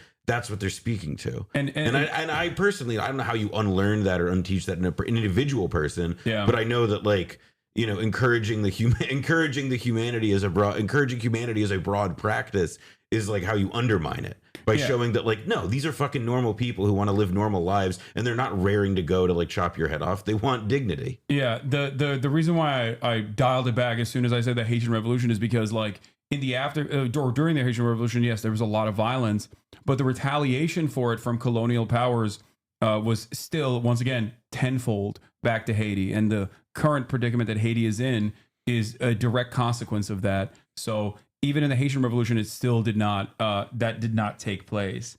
I mean, I always draw parallels to the Nat Turner Rebellion or the or the violence that took place during the resistance against South African apartheid, or the liberation struggle for Algerians, or Warsaw Ghetto Uprising, which I think is a really decent analog. And yet I do think that it's just like impossible for people to penetrate. It's impossible for me to penetrate the security blanket that they create around these racist opinions that like, no matter what, these guys are violent, they're rabid. I won't say it out loud that I feel that they're violent and rabid, but I am still scared that they are violent, rabid, and anti-Semitic. And it's just like impossible to shake through that like these are normal people who have been fucked over time and time again in incredibly meaningful ways, in ways that have ruined their lives, in ways that would break the soul of any person. And yet they've still demonstrated resilience. And on top of that have throughout time reacted to the extreme cruelty that Israel subjects them to, and have increasingly become more militant as a consequence of that. And yeah, I don't know. I just don't know how to like get that across to people, because the moment that you open up this conversation, I think they just go, nah, you're a terrorist, you're an Islamist fundamentalist, you love ISIS. Yeah, I mean, I think it's like a level of complexity that like, I mean, first of all, you know, we talk a lot about how this is like the first live stream genocide in history. I think sometimes I have moments where like the most kind of humble part of me is like, it is crazy to live through this. And to be making sense of it in real time on the internet, where just like this much discourse about history happening in front of you is like something that's hard to do. So like, honestly, respect that you are doing all of this right now. I think that like, I mean, you know, I tweeted on October 7th something about how anybody who's been watching this situation could expect that it was going to explode, and was warning that it was going to explode. And people went crazy at me for saying that. And I think that, again, it's a level of both like humility and complexity that you have to hold to be able to say, like, this situation, the Israeli apartheid, what Palestinians live under every day, is something that no human being should ever be subjected to, ever. And the siege of Gaza, which has been happening for almost 20 years before this war, already you had reports of things like suicide rates among kids being through the roof, right? The kind of the inhumanity that people are subjected to there, not being able to go see your family for a funeral or for a wedding, having to get the army's permit to go see your relatives who live in the West Bank. I mean, these were the daily realities of, you know, not being able to get the materials that you need for the proper dental filling. Not getting building permits on the West Bank, like having 98% of them being denied, now 100%. Yeah, I mean, all of this are like basic rights that human beings have to life and to family that Israel denies from Palestinians, and has denied from Palestinians every single day for decades. This is like why it makes people crazy that the kind of reality depicted in Israelism all happens before October 7th. And it's a really, I think, inconvenient argument to people who want the apartheid to continue, that when we say apartheid makes everybody who lives there less safe, this whole situation endangers everybody who lives there, and they don't like that. And that's why they accuse us of just being, you know, they just kind of brush it all with like, you know, terrorist supporters, justifiers. No, we're actually people who are trying to understand the situation so that we can end it, so that we can envision a different reality in which all people there would be safe with rights and freedom and all that. And they don't want that, because they want the apartheid to continue. Yeah. There is this from Mohammed Al-Safin on Chapo, where he said that an entire generation of Palestinians have never even set eyes on an Israeli and knows them only by the bombs and sniper bullets they send, by denials of requests to seek life-saving medical care. Israelis have dehumanized themselves. And Damn. there is some truth to that. I mean, rest in power to Refat al-Raed, who also had said something similar. The first time he ever met Jewish people who were anti-Zionist was when he left Gaza, and he came to the United States of America, I think, where he saw that that Jews, in the way that he understood it from his own lived experiences, wasn't about just like slapping a Star of David on the side of a tank or a fighter jet and then like sending bombs to his house or killing loved ones, and that there were actually there were actually Jews out there who weren't a part of this like monolithic force in the way that they interpreted it.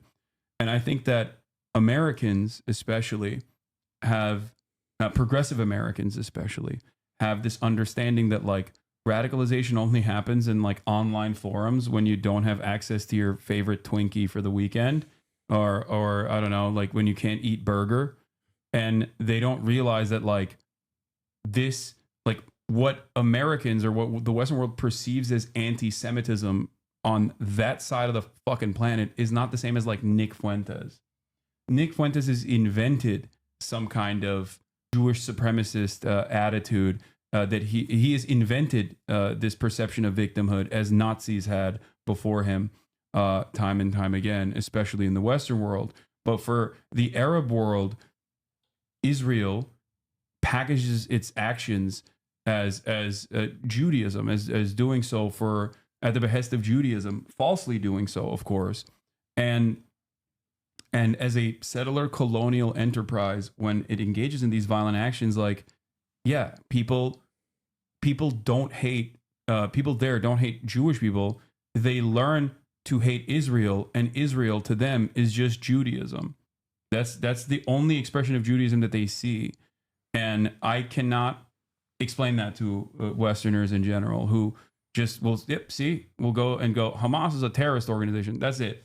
Like it's a thought terminating term that people, I think, use as a mantra almost. They basically say, no, Hamas is a terrorist group. No, these people are violent. Like they just like tell that to themselves in order to justify not hearing the words that are coming out of my fucking mouth. Yeah, I mean, I was thinking there's this book called Our American Israel that actually is being re-released on paperback pretty soon. I would really recommend it for people who are interested in learning more about the kind of shared mythology between the U.S. and Israel, and how like so much of how we think about Israel in the U.S. is also about how Americans want to perceive themselves, and so much of the kind of racist war on terror language, like all of that, it's very much like a joint Israeli-American project. And yeah, I mean, I think just, the thing that you said, like that totally flipped my world upside down. Also, the first time I met someone in the West Bank who was like, the only Jews we ever see are soldiers and settlers. Like, and I think for me, that's the book. It's a good read. You read it? I have not. Our American Israel, The Story of an Entangled Alliance by Amy Kaplan. Slaps. Yeah, there it is. I'm repeating it right now. Terminator, another YouTuber I like calls them everlasting thought stoppers. Yeah, that's simply what it is. It's just like, make sure you don't show your phone, by the way, to the camera. So you just keep it low. Oh, nice. What happens if it's... Yeah. The term thought terminating cliche was invented to explain cults. No, it is cultish thinking. Zionism creates cultish thinking. It also like sure. it makes you not consider anything like context. Like, for example, like, who South Africa, the state of South Africa also called terrorists an official state language for like the entirety of their existence, the ANC. And, the ANC committed acts of violence, yes, but that wasn't why South Africa called them terrorists. It wasn't why they called SWAPO and Namibia terrorists. It's because they had a righteous cause. Exactly. It's because they had a cause at all. Yeah. There probably are there probably are people out there with a cause I don't disagree with who get called terrorists. Fine, whatever. Point being, though, that like in this instance, it is evidently clear that if you have, if there is anything that resembles a context to those words, that if they've been said by other people in similar contexts before, you don't know that.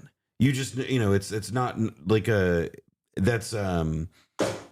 that would break the thought terminating function. Yeah, I think that's why it's important to whitewash former revolutionary figures that have now been appropriated into like the permissible structure of a liberal interpretation of history that fall into the good bad dynamic. That's why it's important to say that Nelson Mandela abhorred violence when it's literally ahistorical. It's the most ahistorical thing that you can say. Nelson Mandela, who was, of course, famously in the terror watch list until 2008. The American terrorist watch list. Nelson Mandela, who like neocons and right wing in this country hated, for among other things embracing Fidel Castro because of Cuba's role in ending apartheid. I mean, it is like, I think the terrorism piece of it is also like, you know, look at who gets called a terrorist in this country domestically these days. And I think increasingly, look, if somebody does have like a notionally or nominally like liberal political consciousness, like I do believe that in rhetoric, those kinds of similarities are only going to increasingly become more stark. Yeah. Luigi, also a terrorist, remember. But in terms of things changing, let's talk about this. Gallup poll shows U.S. sympathies shifting in the Middle East. Among Democrats, 59% sympathize more with Palestinians compared to 21% with Israel. Insane. That is a fucking insane change of attitude. That is a generational shift. Look at this. Look at this. Look at where it was. It was in the high 10s to low 20s, almost in perpetuity. And then what happens? What happens at like around this this time frame? I'll tell you what happens. As much as I criticize these NGOs from time to time for playing a formative role in American imperialism, they actively say Israel's an apartheid. Okay? It's right around the same time where Israel sieges Gaza again. And the Great Wall of Return, Great March of Return as well, sorry. Great March of Return. Israel siege on Gaza again. The bombing of the Associated Press building, the assassination of Shireen Abu Akleh, and the occupation of Sheikh Jarrah, all of that, along with these NGOs coming out and saying Israel is an apartheid state. It is like they correctly, finally exhibited the bravery to say the truth. And I think in that process, as also alternative media was growing as well, and there was a more independent thought in this issue, and that people could have access directly to the Palestinians who could speak on their own personal plight. We got to this point where 59% of Democrats are now more sympathetic to the Palestinians.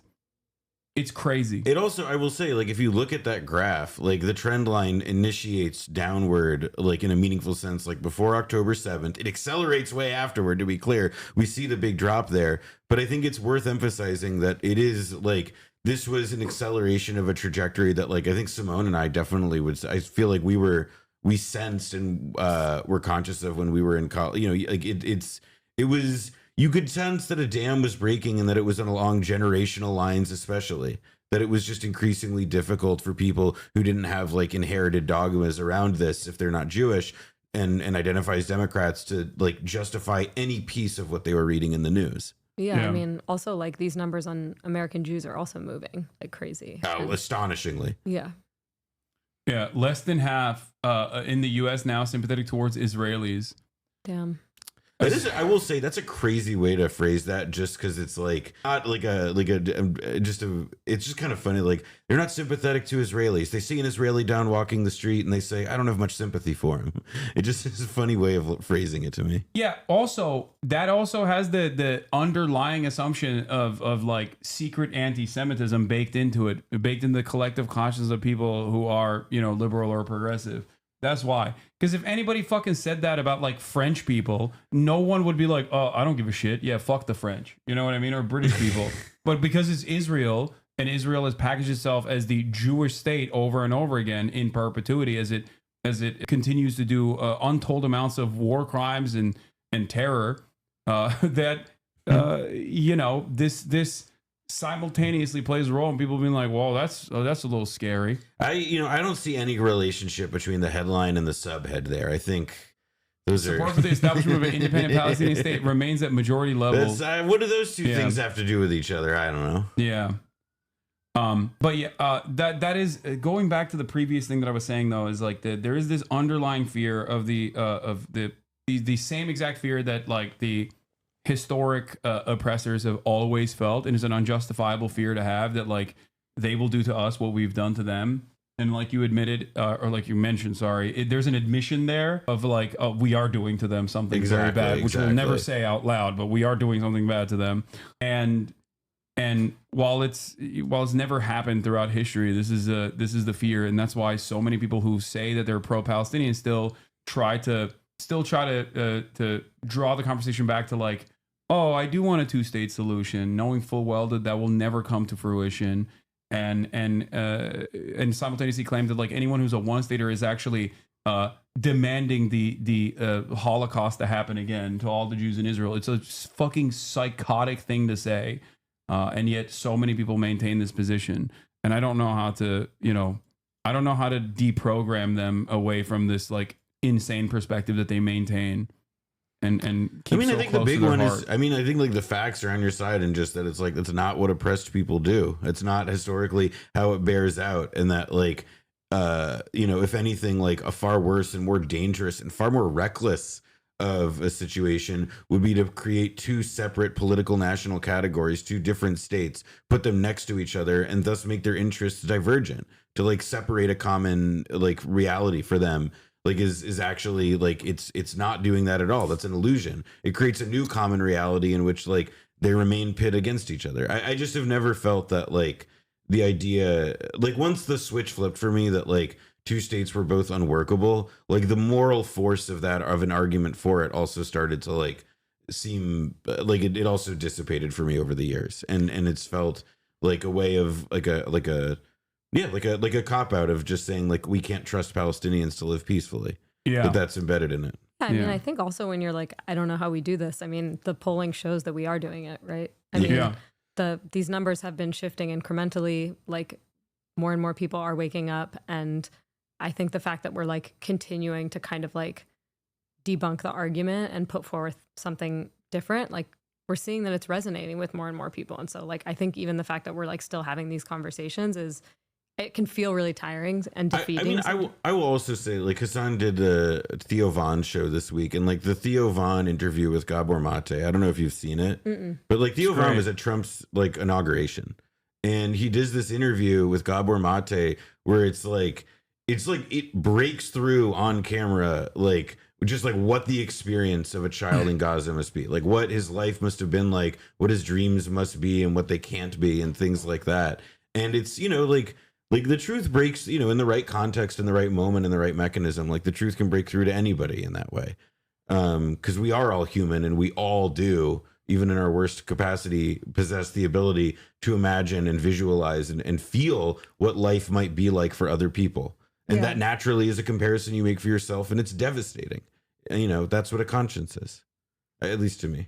Yeah. And unfortunately, the people who are actually in power in this country and in Israel, like, they just want to keep making things worse and make more and more people feel unsafe. And I think that you are hearing actually more and more admissions of like, there is, if you listen closely to the discourse, there is the admission that they know what they've done to Palestinians. They say it even sometimes, right? The Nakba never happened, but careful, we're going to do it again. Yeah. Right? I mean, that's a constant, that kind of double speak is really, it's very, very present. Like I think actually when the ghost of the Nakba and the kind of admission of what is being done is like the fear of the colonizer comes out a lot in that discourse. But it's, the idea that like people would be safer without apartheid is something that the people who are for apartheid want to very vigorously resist. So, and by the way, like it's, the colonizer thing, like it also like implicit, like what do colonizers do when the colony ends? They go home. Like I do, in like the historic examples, and like that anxiety is like, well, if these people aren't going to go home, as the state has been for 70 years, like if that, and people might leave in like a one-state like hypothetical. The South Africans that went to Israel. Yeah, or America. Yeah. Shout out to some of our very good friends. I do think though that there is like a like that's part of like it's that's what is like that latches itself onto this anxiety as well. That like the fear of the colonizer also is like this fear that like they will be made to upend and surrender everything. They have to, like it's not a thing that they can shake so easy. Yeah. And people always are like, Hassan, how dare you say that it would be? I think someone's unfortunately got to bounce. Oh, you got to go? I'm sorry. We can wrap in like a couple of minutes. No, this is perfect. No, it's fine. Thank you so much for coming on, by the way. Is there anything you want to promote? No, I don't know. Thanks, guys. This was my first time ever on a stream. So hell yeah. Chat was great. You guys were fun. You guys behaved amazing.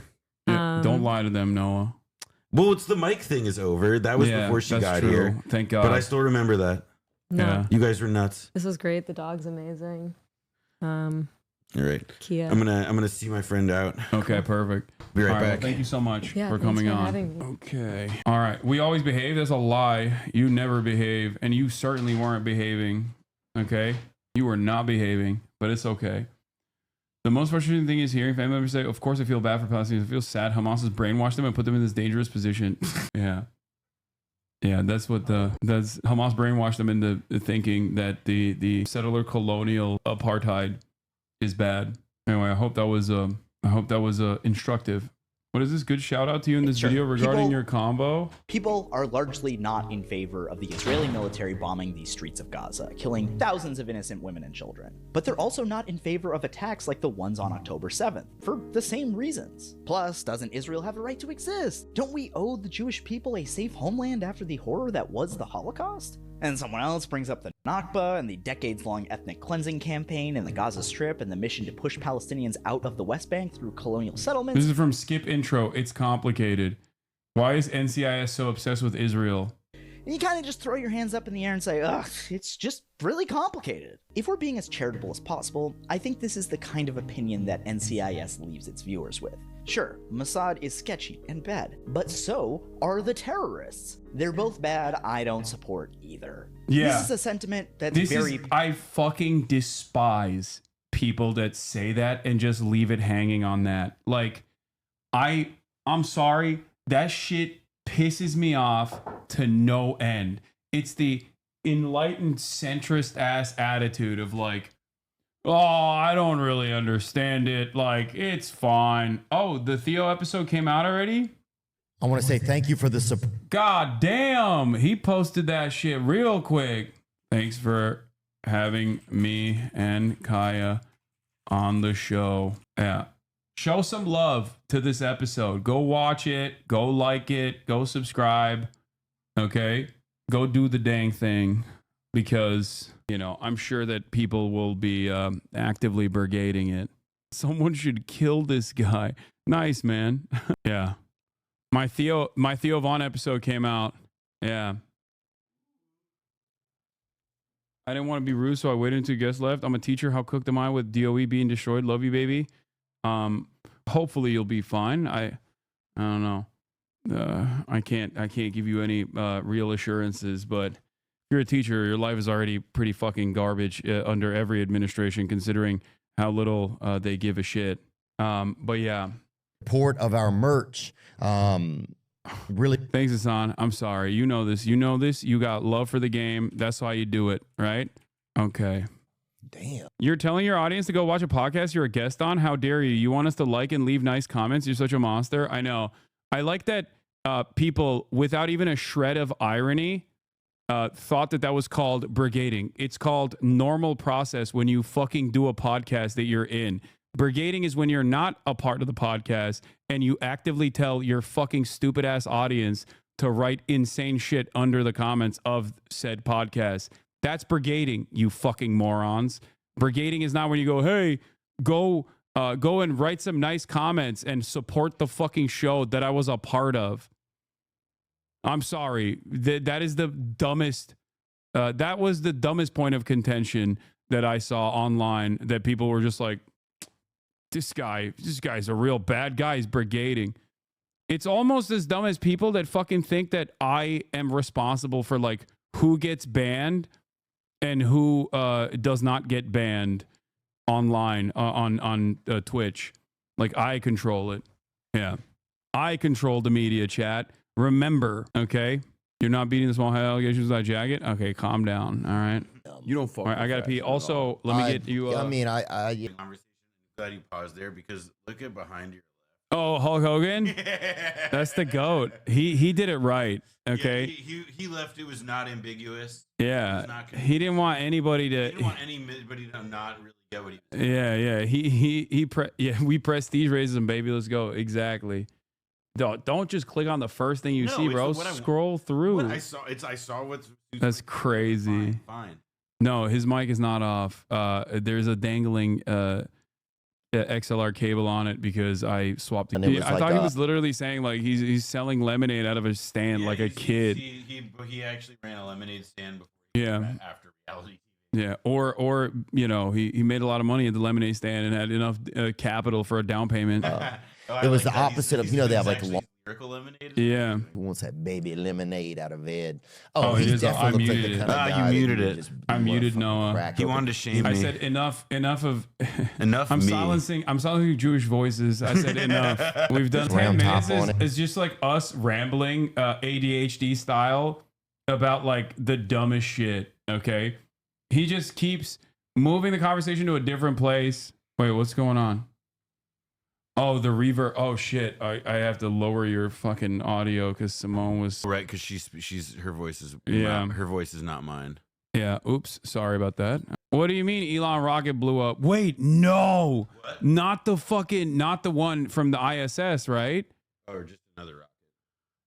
Wait, SpaceX is failing? Oh, no. Hold on. Wait a minute. 1 second. We got to take What's a look going at on? this. Is there a live stream chat? Starship flag launch. The second attempt. Chopsticks may have done their work on try to align themselves with where the booster was coming down. Damn, this guy's good.